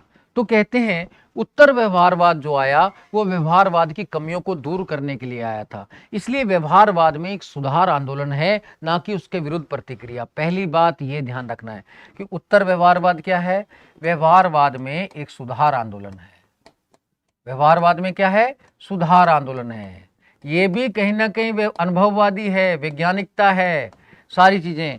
यानी कि ये भी शहरी दृष्टिकोण अपनाता है। मैंने कहा जो परंपरागत दृष्टिकोण है वो गांव का प्रतीक है, व्यवहारवादी दृष्टिकोण शहर का प्रतीक है, युवा का प्रतीक है। तो वास्तव में उत्तर व्यवहारवाद भी ऐसा युवा है कि जो कभी कभी क्या करता है, छाछ राबड़ी पी लेता है, ठीक है, बाकी अपने तरीके से ही रहता है, वही टाई वाई पहन के अपना फर्स्ट क्लास तरीके से, वही लीड वीड लगा के। तो उत्तर व्यवहारवाद भी व्यवहारवाद का एक बढ़ता कदम है, उसमें सुधार का प्रयास है, ना कि उसके विरुद्ध एक प्रतिक्रिया है। पहले ये ध्यान रखना। यानी कि इसका भी मूल चीज तथ्य ही है, बस ये तथ्य ही मूल चीज है, वैज्ञानिकता ही मूल चीज है, बस उसमें मूल्य और ऐड कर लेता है। तो मेन चीज क्या है इसकी? तथ्य। सेकेंडरी चीज मूल्य है, मूल्य जोड़ा गया है, ये आपको पता रहना चाहिए। प्रणाम सर जी, प्रणाम पूजा Kumari ji, good morning, good morning. बस कपिल वर्मा जी भी जुड़े हैं, भगवान मीना जी भी जुड़े हैं, ये ध्यान रखना है। चलते हैं साथियों उत्तर व्यवहारवाद पर। उत्तर व्यवहारवाद व्यवहारवाद आंदोलन में सुधार का प्रयास है, उस व्यवहारवाद के विरुद्ध प्रतिक्रिया नहीं है। तो ये पहला ध्यान रखना है, ठीक है ना। व्यवहारवाद के जनक स्वयं डेविड स्टन ने 1969 में उत्तर व्यवहारवाद की घोषणा की थी। फिर ध्यान रखना है ये तथ्य मूल्य दोनों में समन्वय करता है, क्या करता है? तथ्य और मूल्य दोनों में समन्वय करता है, लेकिन मेन चीज क्या है? तथ्य ही है, ये ध्यान रखना है। फिर आगे ध्यान रखना है, इसके दो प्रमुख नारे क्या हैं? कर्म तथा प्रासंगिकता है। कर्म का मतलब है कि हमें ऐसा कर्म करें, यानी कि क्रियान्वयन पर ध्यान दें, ना कि खाली सैद्धांतिक विवेचना ना करें। कर्म का मतलब क्रियान्वयन से है। कई लोग बस ख्याली पुलाव बनाते हैं कि हम ऐसे वैज्ञानिक बन जाएंगे, ऐसे पढ़ाई करेंगे, फर्स्ट ग्रेड तैयार कर लेंगे, लेकिन पढ़ते हैं नहीं है। जब तक आप क्रियान्वयन नहीं, किताबें लाने से फर्स्ट ग्रेड नहीं बनता। आप खाली मैटर इकट्ठे कर लें, अब यूट्यूब भी आप चला के खड़े हो जाएं, साइड में चले जाएं, इससे ज्ञान नहीं आएगा। ये तो खाली तथ्यों का एकत्रीकरण हो गया। आप व्यवहारवादी बन गए, आपने 100 किताबें ला के घर में पटक दी, लेकिन जब तक उनको पढ़ेंगे नहीं, कर्म नहीं करेंगे, तब तक कोई फर्स्ट ग्रेड नहीं बनता है। ये बात आप भी जानते हैं। इसलिए कोर्स खरीदने से और नया फोन लेने से या वास्तव में 1000 किताबें खरीदने से कोई भी तैयारी सफल नहीं होती है। सफल तब होती है जब हम कर्म करते हैं, क्रियान्वयन करते हैं। दूसरा है प्रासंगिकता। प्रासंगिकता का मतलब है कि हमें इस प्रकार से अपने जो आंकड़े इकट्ठे करने चाहिए जिनकी उपयोगिता हो। साथियों, जो व्यवहारवादी हैं उन्होंने क्या किया? बस आंकड़े इकट्ठे कर करके किताबें भर दी, अपनी लाइब्रेरियां यूनिवर्सिटी की भर दी, लेकिन काम की कुछ भी नहीं, उनका कहीं उपयोगिता नहीं, मानव समस्या को निदान नहीं। आप कोई भी अध्ययन करें, वो अध्ययन ऐसा होना चाहिए मानव समस्या को निदान हो सके। जैसे कुछ बच्चे बाइक ले आते हैं, पीछे से उठी हुई बाइक लाते हैं जिसमें कोई बैठ ही नहीं पाता है, या सिंगल सीट वाली बाइक ले आते हैं। अब सिंगल सीट वाली बाइक लाते हैं, एवरेज 20 की देती है, तो किस काम की है? और महंगी भी आती है 2-2.5 लाख रुपए की। तो ऐसी चीजें जो करते हैं, तो हमें ऐसा काम करना चाहिए जिसकी उपयोगिता हो। भाई हम बाइक लाएं, बाइक में कम से कम 2 जने तो बैठ सकें, ऐसी बाइक हो, तेल भी कम यूज करती हो और स्टार्ट भी आसानी से हो जाए, जिसको सभी चला सकें। लेकिन सिर्फ आप चला पाते हैं, वो भी कभी कभी, तो वो किसी काम की नहीं है। तो यही प्रासंगिकता है। वास्तव में देखा जाए तो ये उत्तर व्यवहारवादी कोड ऑफ रिलेवेंस की बात करते हैं। किसकी बात करते हैं? कोड ऑफ रिलेवेंस की। कोड ऑफ रिलेवेंस का मतलब है प्रासंगिकता की संहिता। तो ये कहते हैं हमें इस प्रकार के अध्ययन करने चाहिए कि जो प्रासंगिक हो, यानी कि जिनमें प्रासंगिकता प्रासंगिकता प्रासंगिकता हो, ये ध्यान में रखना है। आ गया समझ? हमें हर चीज में प्रासंगिकता को, रिलेवेंस को ध्यान रखना चाहिए। जैसे आप कपड़े भी ले आते हैं, फटे हुए ले आते हैं, और उसको बस एक बार पहना, उसके बाद काम खत्म, दोबारा पहन ही नहीं सकते। ऐसे नहीं, कपड़े वही होने चाहिए जिसकी उपयोगिता भी, बाइक वही हो जिसको और भी चला सके। तो यही है बेसिकली। आप खुद देखो, आप व्यवहारवादी हो, घर में उत्तर व्यवहारवादी हो, अगर आप बेसिकली ऐसी बाइक लाते हैं जिसको घर के अन्य सदस्य भी चला सकें, तो आप उत्तर व्यवहारवादी हैं। जब ऐसी टूटी फूटी एक सिंगल सीट लाते हैं जिसको आप चला सकें, आप व्यवहारवादी हैं। तो आप अपने आप देख लें आप कैसे हैं। तो ये प्रासंगिकता की बात करते हैं, कोड ऑफ रिलेवेंस की बात करते हैं। तो इसके दो प्रमुख नारे ध्यान रखेंगे। आगे चलते हैं। उत्तर व्यवहारवाद के उद्भव के कारण क्या थे? एक तो व्यवहारवादी अत्यधिक वैज्ञानिकता पर बल दे रहे थे। दूसरा, नव परंपरावादियों ने इनकी कठोर आलोचना भी की थी। गटर की विजय कहा था लियो स्ट्रास ने, बाकी सभी आलोचना करते हैं। तो ये भी आपको ध्यान में रखना है, ठीक है ना। आगे चलते हैं। अब बेसिकली एक माइकल हैस विद्वान थे। कौन थे? माइकल हैस। तो ये क्या करते हैं कि परंपरावाद और व्यवहारवाद और उत्तर व्यवहारवाद को द्वंद्वात्मक पद्धति के माध्यम से समझाने की चेष्टा करते हैं। किसके माध्यम से? द्वंद्वात्मक पद्धति के माध्यम से। नीचे लिखा भी हुआ है, द्वंद्वात्मक पद्धति के माध्यम से समझाने की चेष्टा करते हैं। माइकल हैस कहते हैं परंपरावाद तो क्या है? वाद है जो मूल्यों पर बल देता है। प्रतिवाद क्या है? व्यवहारवाद है जो तथ्यों पर बल देता है। उत्तर व्यवहारवाद क्या है? संवाद है जो तथ्य मूल्य में समन्वय करता है। तो इससे टेबल से क्या पता चलता है कि उत्तर व्यवहारवाद परंपरावाद की पुनरावृत्ति नहीं है, बल्कि व्यवहारवाद का अगला चरण है। तो द्वंद्वात्मक पद्धति से स्पष्ट होता है कि उत्तर व्यवहारवाद परंपरावाद की पुनरावृत्ति नहीं है, अपितु इसमें सुधार का प्रयास है, व्यवहारवाद का अगला चरण है। तो ये छोटा छोटा आपको ध्यान में रखना चाहिए। ये किसने कहा था? माइकल हैस ने। तो किसने परंपरावाद, व्यवहारवाद, उत्तर व्यवहारवाद को द्वंद्वात्मक पद्धति से समझाया? माइकल हैस ने समझाया। तो इन्होंने क्या कहा कि बेसिकली जो उत्तर व्यवहारवाद है वो परंपरावाद की पुनरावृत्ति नहीं है, अपितु व्यवहारवाद का अगला चरण है। ये आपको छोटी छोटी बातें ध्यान रखना है, ठीक है ना। आप अच्छे से समझ रहे हैं तो साथियों मेरी कोशिश रहेगी आपको अच्छे से समझाऊंगा। अभी पतन संबंधी वाद विवाद भी आज पढ़ेंगे, लेकिन बस आप लोग निरंतरता के साथ बने रहें और अच्छे से काम करते रहें, मेरा ये पूरा है। लेकिन अभी भी जुड़ना जो है कि आप लोगों का कम हुआ है, इससे थोड़ा सा परेशानी जरूर आती है, तो आप ज़्यादा से ज़्यादा जुड़ें। अब मैं मेहनत कर रहा हूँ, ठीक है कि मैं ऑनलाइन कम आता हूँ, या अब तो आ रहा हूँ आपके लिए, तो रेगुलर क्लास भी ले रहा हूँ, लेकिन उसके बावजूद आप लोग कम जुड़ते हैं तो फिर समझ नहीं आता। उत्तर व्यवहारवाद की विशेषताएं। पहली विशेषता, अब ध्यान से टेबल से देखना है, ठीक है ना, तो मैंने टेबल आप लोगों के लिए बनाई है। पहली विशेषता क्या है उत्तर व्यवहारवाद की? तकनीक से पूर्व सार। अब ध्यान पूर्वक सुनना, सार का मतलब होता है प्रासंगिकता। अब प्रासंगिकता को सार भी कह देते हैं, अब डर मत जाना। अब जहां व्यवहारवादी क्या कहते थे, ध्यान से सुनना है, व्यवहारवादी कहते थे कि हमें तकनीक पर ज्यादा बल देना चाहिए, चाहे प्रासंगिकता छूट जाए। जैसे आप युवा लोग कहते हैं हमें बाइक अद्भुत लेनी है, चाहे चले चाहे मत चले, बस गली में आवाज फट फट फट फट करती आए और 2 किलोमीटर बाद बंद हो जाए। लेकिन कहते हैं 2 किलोमीटर तो फटफट करी, उसका क्या मतलब है ऐसी तकनीक का? आप तकनीक पर ही ज्यादा ध्यान देंगे, आप चश्मा लगा के पढ़ेंगे, लैंप जला के पढ़ेंगे, समझ आए च ना आए, लेकिन उससे कोई मतलब नहीं है। तो उत्तर व्यवहारवादी कहते हैं हमें तकनीक से ज्यादा प्रासंगिकता पर बल देना चाहिए। हमें ये देखना चाहिए समझ भी आ रहा है कि नहीं आ रहा। अब कई लोग कहते नहीं हम तो बड़े चैनल में जुड़ेंगे, इतने बड़े चैनल में जिसमें बड़ा अच्छा दिखाई देता है। अच्छा तो दिखाई देता है लेकिन समझ तो कुछ आता ही नहीं, तो उसको मत देखिए। उत्तर व्यवहारवादी ऐसा कहते हैं। आप ये देखो आपके क्वेश्चन हल होंगे कि नहीं होंगे, ये सार है, परीक्षा हल होगी कि नहीं होगी। अब उसकी शकल देखने थोड़ी जा रहे हैं टीचर की, या वास्तव में उस चैनल को देखने नहीं जा रहे। आपको अपने मेन लक्ष्य नहीं भूलना चाहिए।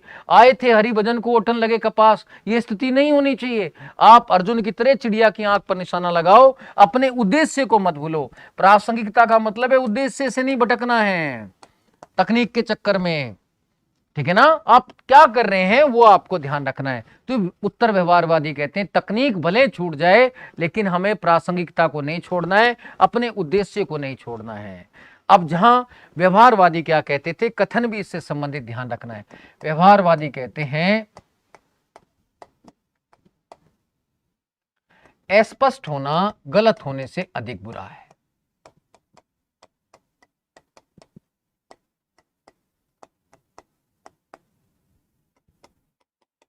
ये किसने कहा था? व्यवहारवादियों ने। व्यवहारवादी थे ना, वो क्या कहते थे?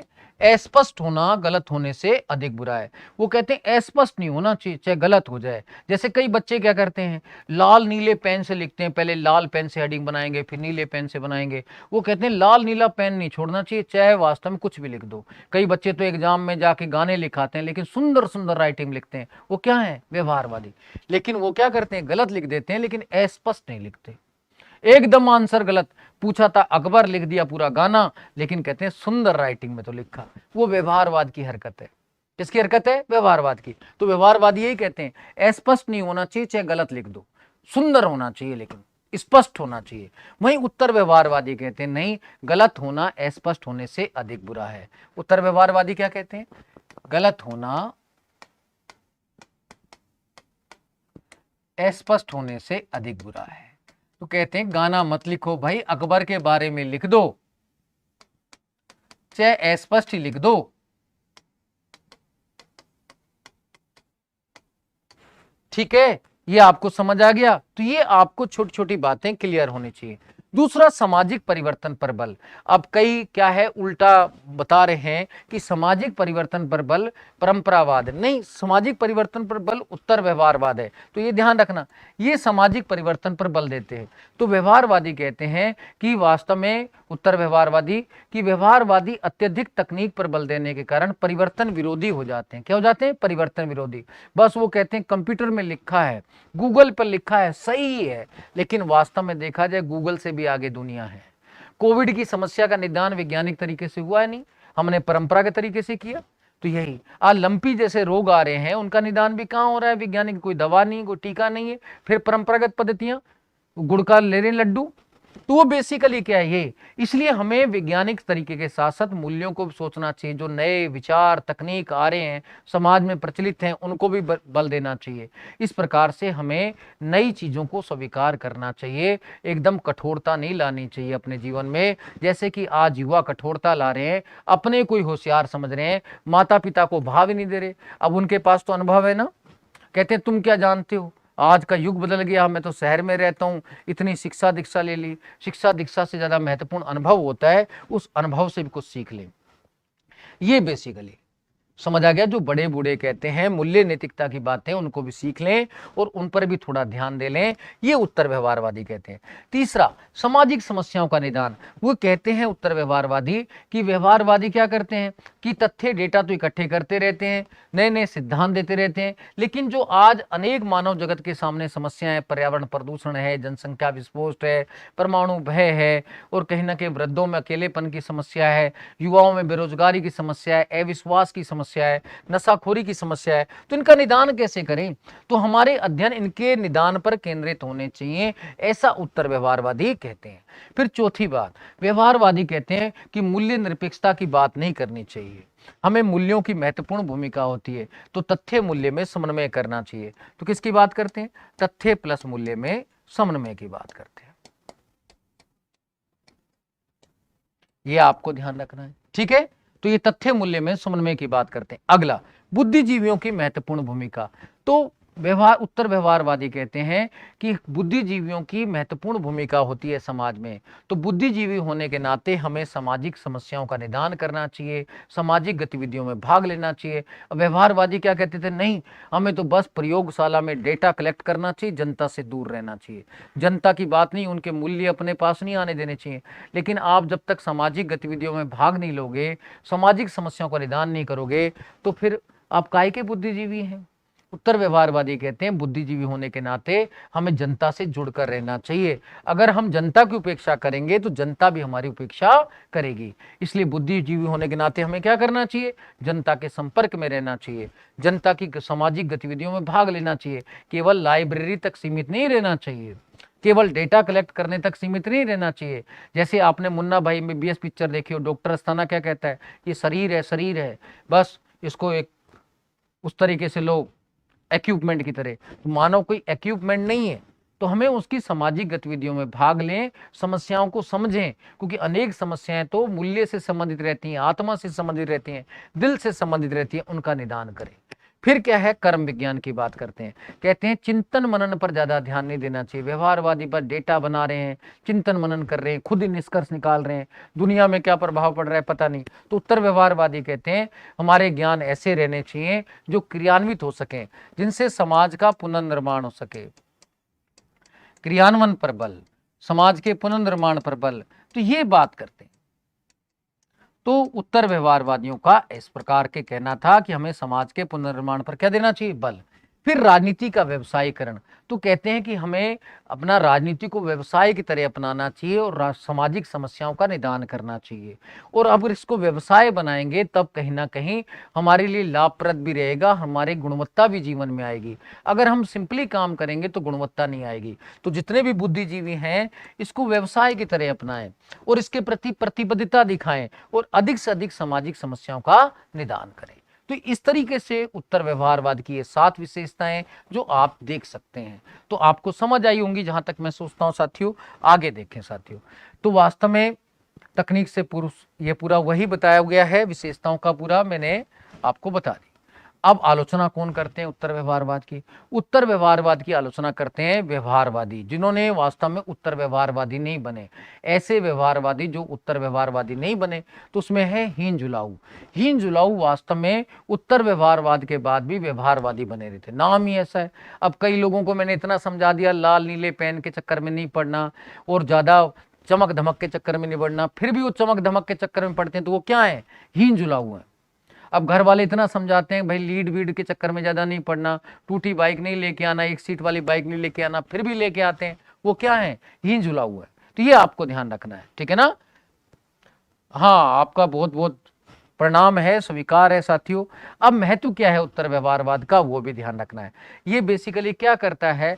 परंपरागत दृष्टिकोण। परंपरागत दृष्टिकोण का दूसरा नाम क्या है? राजनीति दर्शन। और व्यवहारवाद का दूसरा नाम क्या है? व्यवहारवाद का राजनीति विज्ञान। दोनों के सर्वोच्चता संबंधी, पतन संबंधी वाद विवाद को समाप्त कर देता है, क्योंकि उत्तर व्यवहारवाद ने तथ्य मूल्य समन्वय कर लिया था। तो ये छोटी छोटी बातें आपको ध्यान रखना है, ठीक है साथियों? तो ये छोटी छोटी बातें ध्यान रहेंगी तो आप आसानी से कर लेंगे।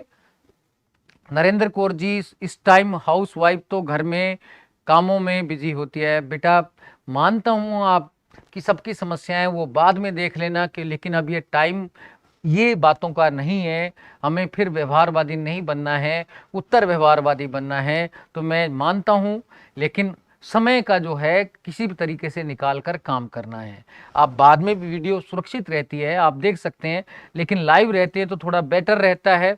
उषा परिहार जी गुड मॉर्निंग। तो आपसे निवेदन है कि आप सभी लोग एक बार शेयर कर दें, तो आप लोग जुड़ते नहीं हैं। अब आगे क्वेश्चन भी बताने हैं। उत्तर व्यवहारवाद के बारे में सही कथन नहीं है। इसका उद्भव 1969 में हुआ था। ये तथ्य मूल्य सामंजस्य पर बल देता है।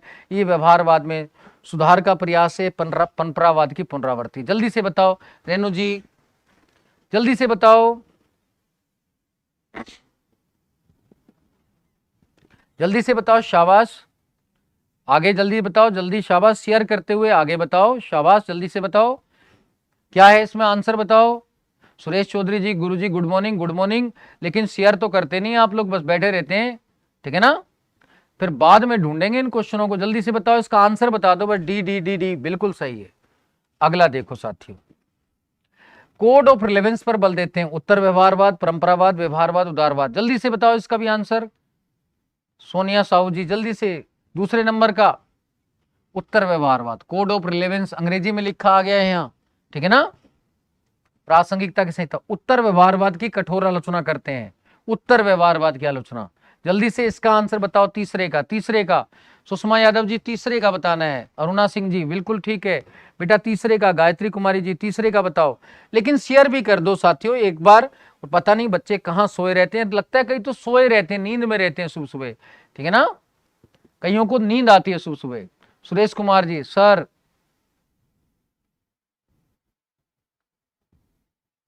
सर सास लड़ाई करती है, कोई बात नहीं, लड़ाई करने दो जो करता है, आप तो पढ़ने पे ध्यान दो। सुनते रहो, अब 10 दिन तो सुनना है, चुप करके सुनते रहो। जल्दी से आंसर बताओ इसमें। हीन जुलाऊ है। हीन जुलाऊ मैंने कहा था ना, ये कठोर व्यवहारवादी थे, परिवर्तित नहीं होते हैं। अगला ध्यान रखो, राजनीति का व्यवसायीकरण विशेषता है। उत्तर व्यवहारवाद की, व्यवहारवाद, परंपरावाद, उदारवाद। जल्दी से बताओ इसका आंसर। चौथे का जो आंसर बताएगा, वेरी गुड। देखो रिति जी शर्मा जी बिल्कुल बता रही हैं, सीएम डूडिया जी बिल्कुल वेरी गुड, सुषमा यादव जी।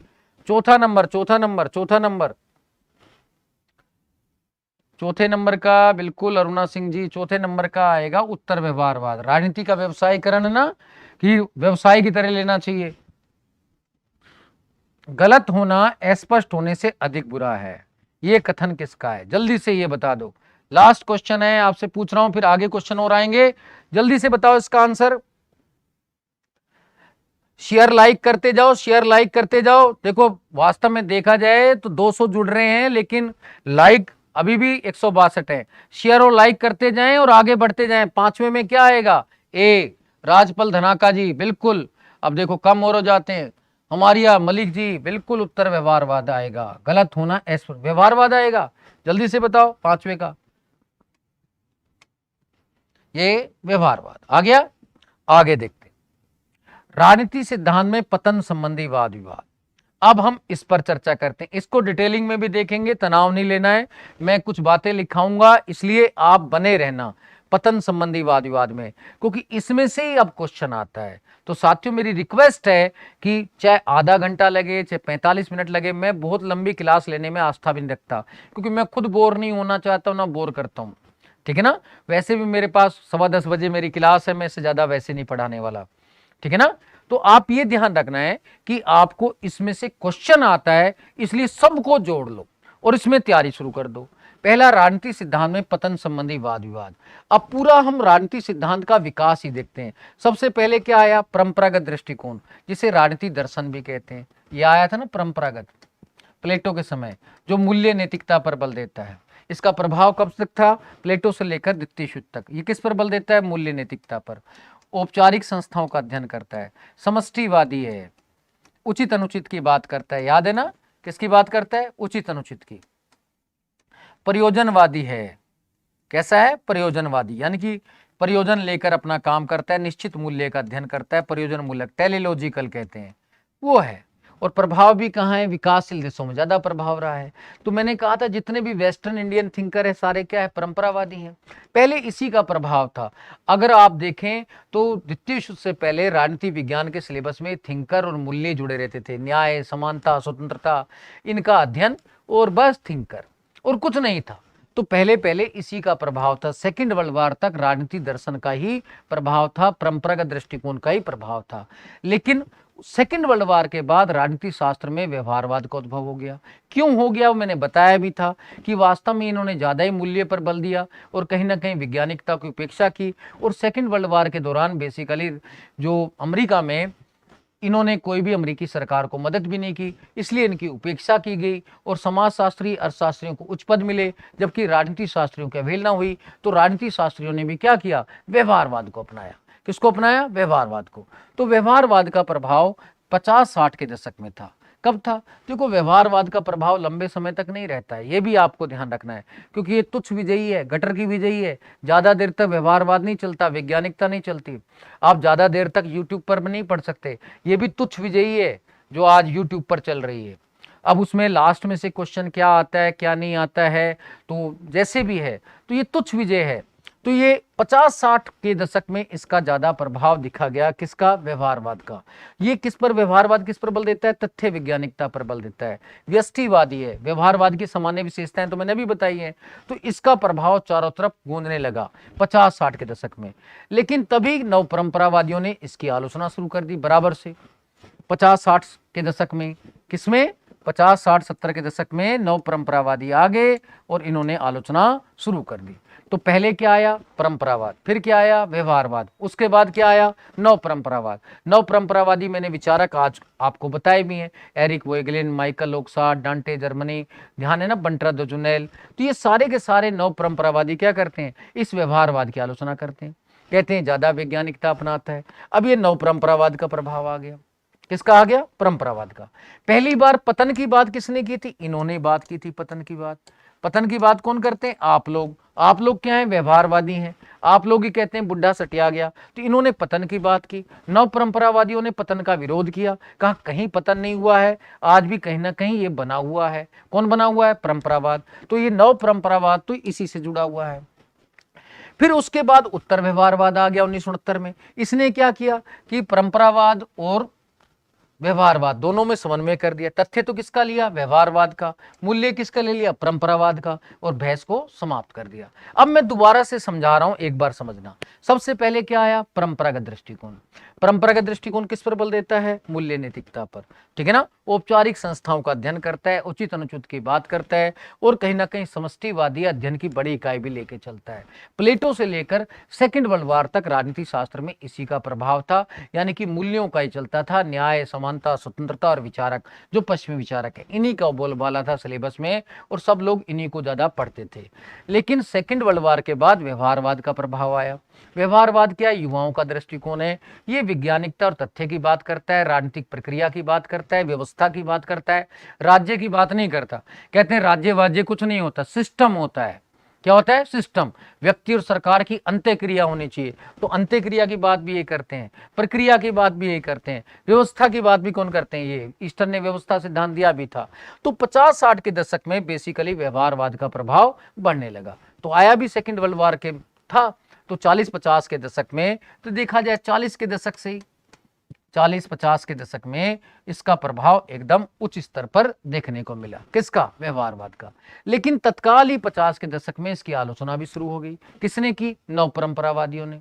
नव परंपरावादी कौन है, तो मैंने आपको बताया था कि वास्तव में नव परंपरावादी 19वीं-20वीं शताब्दी के ऐसे विचारक हैं जो परंपरागत दृष्टिकोण की मूल मान्यताओं में पूर्ण आस्था रखते हैं। तो 20वीं की शताब्दी के ऐसे विचारक जो परंपरागत दृष्टिकोण की मूल मान्यताओं में आस्था रखते हैं, मूल्य नैतिकता पर बल देते हैं, उन्हें क्या कहते हैं, नव परंपरावादी।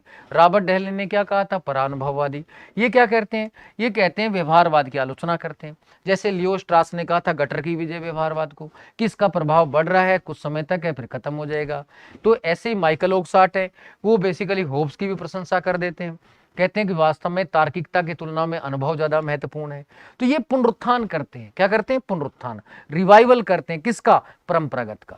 जैसे सिंपल सा है, पहले घर में पिताजी की चलती थी, फिर वास्तव में आपकी चलने लगी। जब आपकी ज्यादा चलने लगी तो समस्याएं आने लगी, समस्याएं आने लगी तो कुछ लोग आलोचना करने लगे। क्या करने लगे? आलोचना। वो कौन है जो आलोचना करने लगे? नव परंपरावादी। जैसे आपके बच्चे भी बोलने लगे कि आप तो बहुत अधिक कठोर हैं, हर जगह वैज्ञानिकता नहीं अपनाई जा सकती। तो वास्तव में फिर क्या है, नव परंपरावादी आलोचना करने लगे तो आपके दृष्टिकोण में बदलाव आया। आप कैसे बन गए अब? उत्तर व्यवहारवादी। आपने क्या कर दिया? तथ्य और मूल्य में समन्वय कर दिया। तो ये छोटी सी बातें आपको ध्यान में रखनी है, ठीक है ना। तो ये छोटा सा जब पता चलेगा ना इस तरीके से, फिर क्या हो गया, घर में अंत हो गया किसका? ये सर्वोच्चता संबंधी वाद विवाद। तो इसको राजनीति सिद्धांत में परिवर्तन भी कहते हैं। परिवर्तन संबंधी वाद विवाद, पतन संबंधी वाद विवाद। ये विचारधारा के पतन संबंधी वाद विवाद नहीं है, राजनीति सिद्धांत के पतन संबंधी वाद विवाद है, ये ध्यान रखना है। अब मैं आपको थोड़ा इसके बारे में अंदर जाके और बताऊंगा। ये तो मैंने मोटी मोटी बात बताई है, अब हम अंदर चलते हैं मेरे दोस्तों।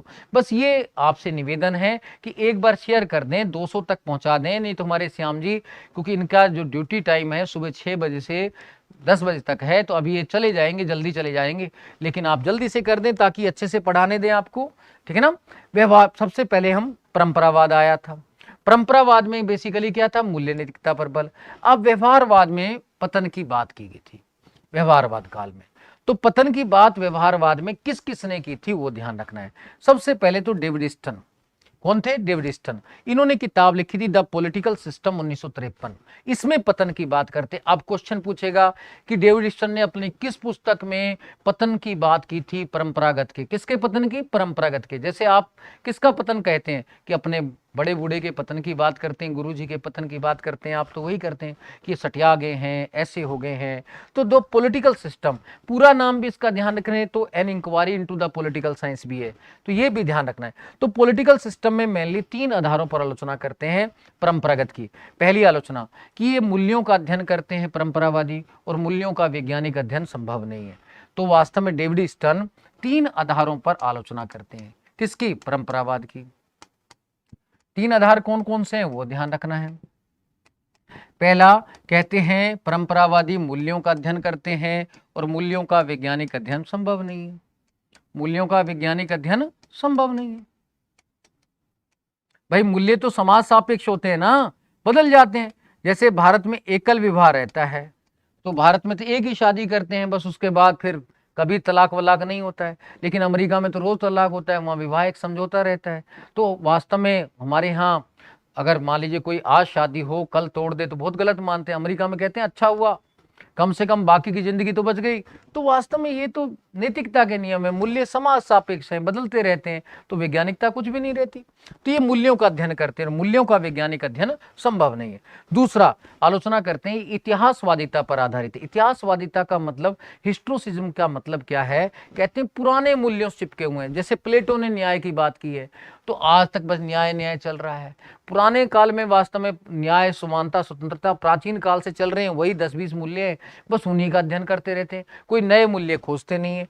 तो वास्तव में इतिहासवादिता यानी कि पुराने मूल्यों से चिपके हुए हैं, पुराने मूल्यों का अध्ययन करते हैं। इतिहासवादिता का मतलब क्या है? पुराने मूल्यों का अध्ययन करते हैं।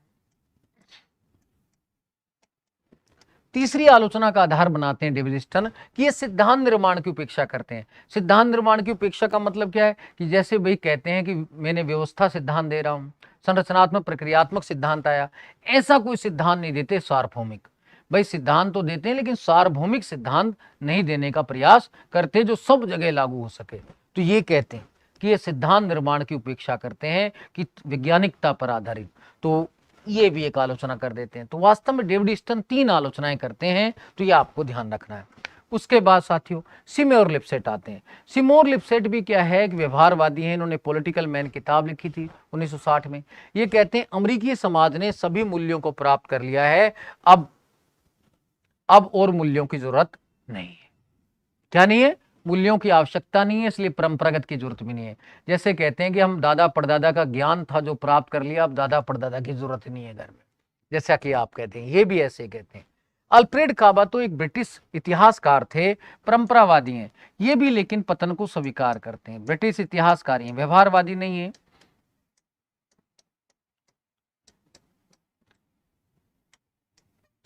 ये भी कहते हैं कि कहीं ना कहीं the decline of political theory किताब में कि आज परंपरागत का पतन हुआ है, लेकिन पतन के दो कारण बताते हैं। पहला कहते हैं आज शक्तिवादी दृष्टिकोण का प्रभाव बढ़ रहा है, क्योंकि मैकियावली जैसे विचारकों ने, ऐसे बहुत सारे मार्गेंथू, मैकियावली जो शक्ति की बातें करते हैं, अब शक्ति की बात करेंगे तो नो डाउट नैतिकता के प्रभाव में कमी आएगी। फिर दूसरा तर्क देते हैं कि लोकतंत्र में व्यक्ति को एक साथ अनेक मूल्य प्राप्त हो गए हैं। जब एक साथ अनेक मूल्य प्राप्त हो गए हैं तो व्यक्ति फिर अवहेलना करेगा। क्या करेगा? अवहेलना। तो ये भी आपको ध्यान रखना है। तो कहते हैं ये भी एक कारण रहा है कि कहीं ना कहीं लोकतंत्र भी, क्योंकि लोकतंत्र में जैसे भारत में देखें, स्वतंत्रता प्राप्ति से पहले हमारे अंदर एकता थी और हम स्वतंत्रता के लिए लड़ते थे। लेकिन अब जब से हम आजाद हुए, हमें हमारा संविधान लागू हुआ है, हमें न्याय, समानता, स्वतंत्रता, अब भगत सिंह नहीं दिखाई देता, चंद्रशेखर नहीं दिखाई देता, अब कोई लड़ने के लिए, संघर्ष करने के लिए तैयार नहीं, क्योंकि हमने सब कुछ एक साथ मिल गया। तो अब हमें घमंड आ गया, हमें जरूरत ही नहीं है, तो निष्क्रिय बना दिया हमें। तो कहता है लोकतंत्र ने व्यक्ति को निष्क्रिय बना दिया है, एक साथ अनेक मूल्य दे दिए, तो इसलिए मूल्य का महत्व भूल गया है। वो कहते हैं ना कि वास्तव में जिस व्यक्ति को एक साथ अनेक चीजें मिल जाएं तो वो फिर पागल हो जाता है। जैसे चंदन के जंगल में रहने वाली भीलन जो रहती है, वो चंदन की लकड़ी से रोटियां बनाती है, क्योंकि उसके लिए चंदन की वैल्यू नहीं, चंदन ही चंदन है वहां चारों तरफ, तो वहां उसका महत्व नहीं रहता है। ऐसे लोकतंत्र ने हमें निष्क्रिय बना दिया, एक साथ अनेक मूल्य दे दिए। तो ऐसे अल्फ्रेड काबा कहते हैं। तो अल्फ्रेड काबा अंग्रेज इतिहासकार थे, इनकी किताबें भी ध्यान रख सकते हैं, Rousseau and the modern state, the myth of the French revolution, the decline of political theory. तो ये आपको पता रहना चाहिए। ठीक है मेरे साथियों, आगे चलते हैं। आगे से जाने से पहले मैं कुछ बातें आपको और बता देता हूं कि बेसिकली पतन के बारे में और कौन कौन क्या क्या कहते हैं। जैसे कि डांटे जर्मनी, डांटे जर्मनी क्या कहते हैं, अभी मैंने नव परंपरावाद में कहा था। इन्होंने किताब कौन सी लिखी थी, जल्दी बताओ। इन्होंने लिखा था beyond ideology, revival of political theory. याद है ना, पहले ये लेख लिखा था, बाद में किताब का रूप दिया था, रिवाइवल ऑफ पॉलिटिकल थ्योरी। थोड़ा सा आपको ध्यान रखना है साथियों, ठीक है ना। इसमें क्या कहते हैं, ठीक है परंपरागत का कुछ ह्रास हुआ है, लेकिन अभी सारा खेल खत्म नहीं हुआ है, क्योंकि अनेक नव परंपरावादी मूल्यों पर बल देकर परंपरागत राजनीति सिद्धांत का पुनरुत्थान कर रहे हैं। फिर आगे आपको ध्यान रखना है कि आइजा बर्लिन क्या कहते हैं, ये भी साथियों ध्यान रखना है। आइजा बर्लिन किसका अध्ययन करते हैं, आपको पता है ना। आइजा बर्लिन कौन थे? स्वेच्छातंत्रवादी थे। क्या थे? स्वेच्छातंत्रवादी। ये किसका अध्ययन करते हैं? स्वतंत्रता का मेनली अध्ययन करते हैं। किसका अध्ययन करते हैं? स्वतंत्रता क्या है? मूल्य। तो ये भी किसको बढ़ावा देंगे? परंपरागत को। तो इन्होंने क्या कहा था आइजा बर्लिन ने, परंपरागत का न तो पतन हुआ है और ना ही ये वास्तव में लुप्त मृत प्राय हुआ है, ये भविष्य में भी बना रहेगा। तो क्या कहा था इन्होंने, परंपरागत का न तो पतन हुआ है, अब ये कथन पूछे तो ध्यान रखना, न तो पतन हुआ है, ना मृत प्राय हुआ है, यह भविष्य में भी बना रहेगा, भविष्य में भी बना रहेगा। ये किसने कहा है? कथन किसका है? तो ये ध्यान रखना, ये आइजा बर्लिन का है, तो इसमें गड़बड़ नहीं करना। अगला आपको ध्यान रखना है लियो स्ट्रास का भी। मैं जल ग्रहण कर लेता हूं साथियों, तो अभी आपको बताता हूं, लेकिन आप एक बार शेयर कर दें, अभी तो काफी कुछ इसमें बाकी है, क्वेश्चन भी बाकी है, तो वो भी आपको ध्यान रखना है।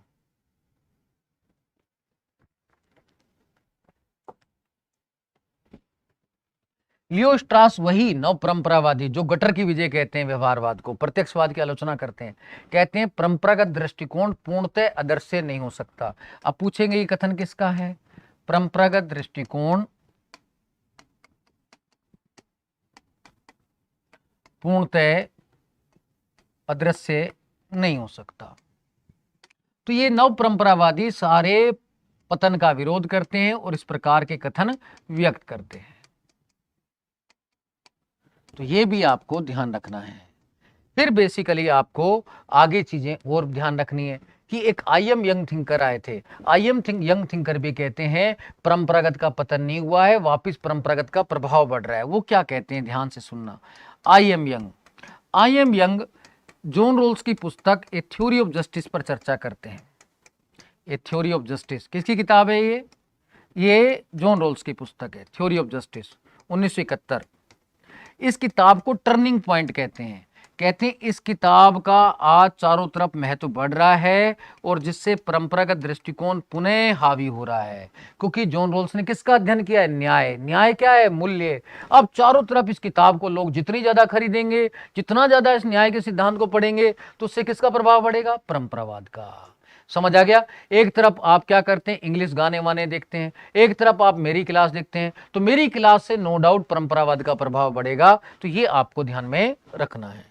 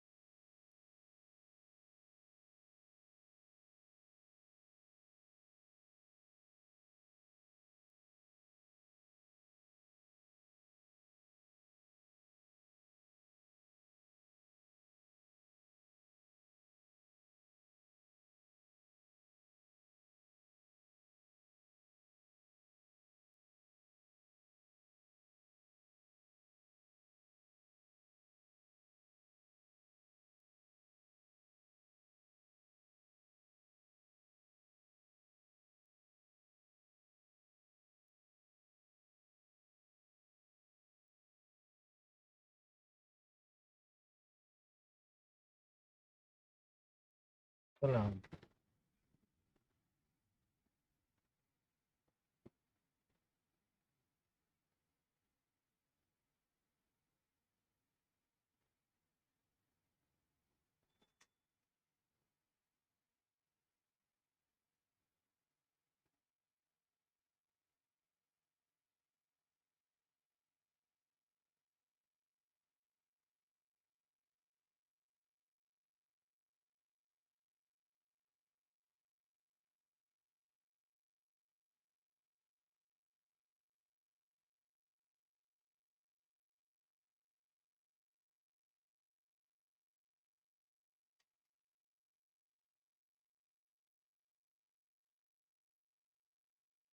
हाँ साथियों, तो मैंने क्या बताया आपको कि व्यवहारवादी तो क्या कहते हैं? परंपरागत का पतन हो गया। नव परंपरावादी क्या करते हैं? पतन के विरोध करते हैं। वो कहते हैं पतन नहीं हुआ है, पतन तो आपका हो गया। जैसे व्यवहारवादी कहते हैं ताऊ पीछे हट जाओ, और ताऊ क्या कहता है? पीछे मैं नहीं हटूंगा, तुम हटो, तुम्हें डांस ही नहीं आता है। तो ये बेसिकली जो नव परंपरावादी हैं, ये विरोध करते हैं, कहते हैं हमारा आज भी महत्व बना हुआ है। जैसे आप कहते हैं ऐसे पढ़ा दो, ये कर दो सर, ये कर दो, तो मैं कहता हूं मुझे सिखाओगे पढ़ाना? पढ़ने आए हो या पढ़ाने आए हो?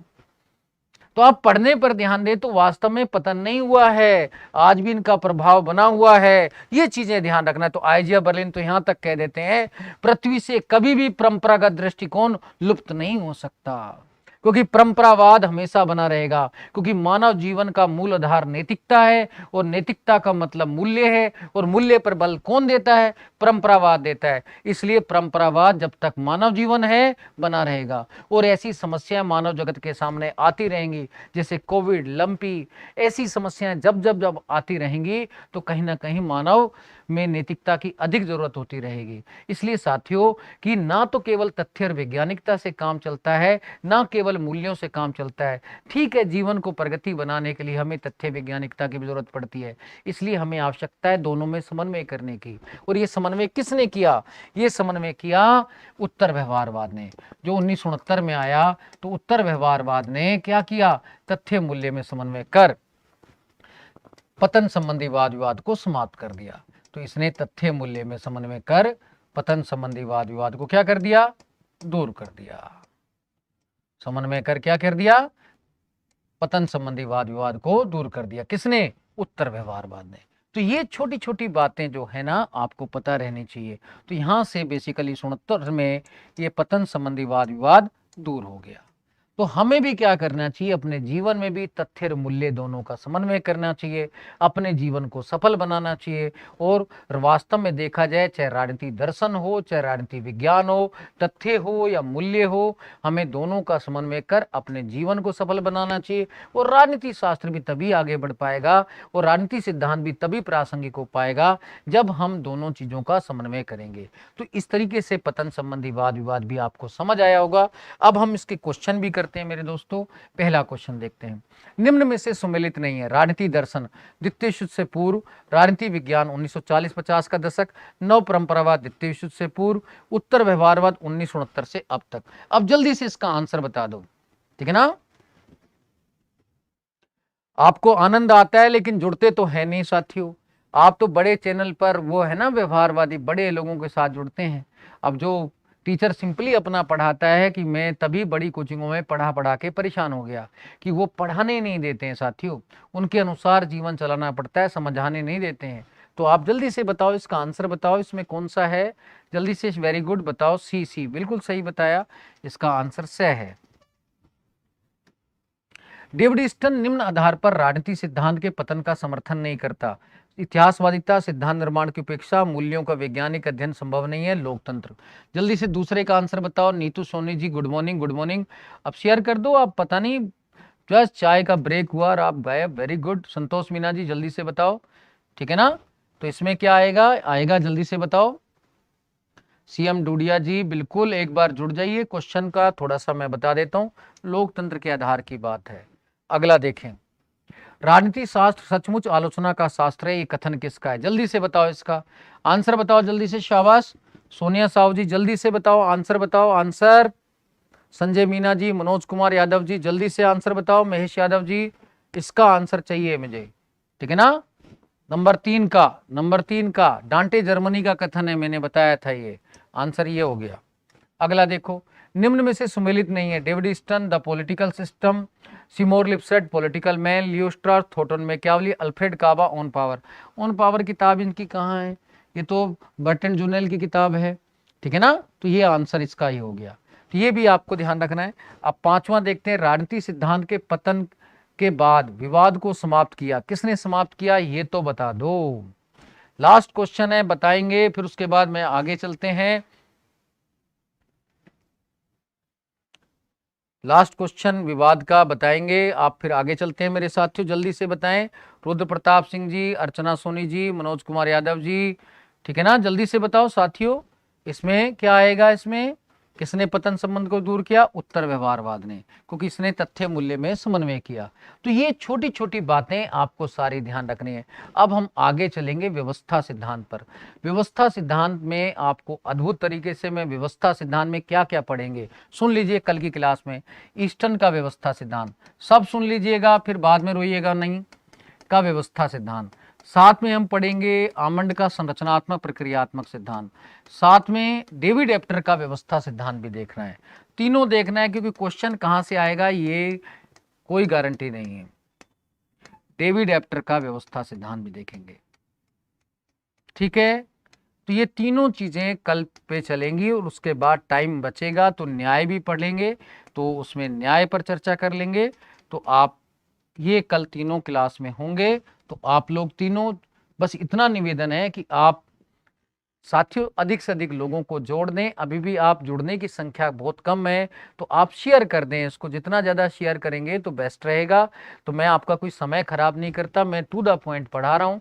और उसके बाद आपको अच्छे से संविधान की क्लास भी शाम को होगी, सुबह भी होगी, उसमें वन लाइनर क्वेश्चन के माध्यम से वो भी समझाऊंगा। तो मैं काफ़ी कुछ आपको लेकर आऊँगा, लेकिन आप लोग जुड़े रहें। मैं 15 तारीख तक किसी न किसी रूप से आपको हर संभव सहायता करता रहूँगा।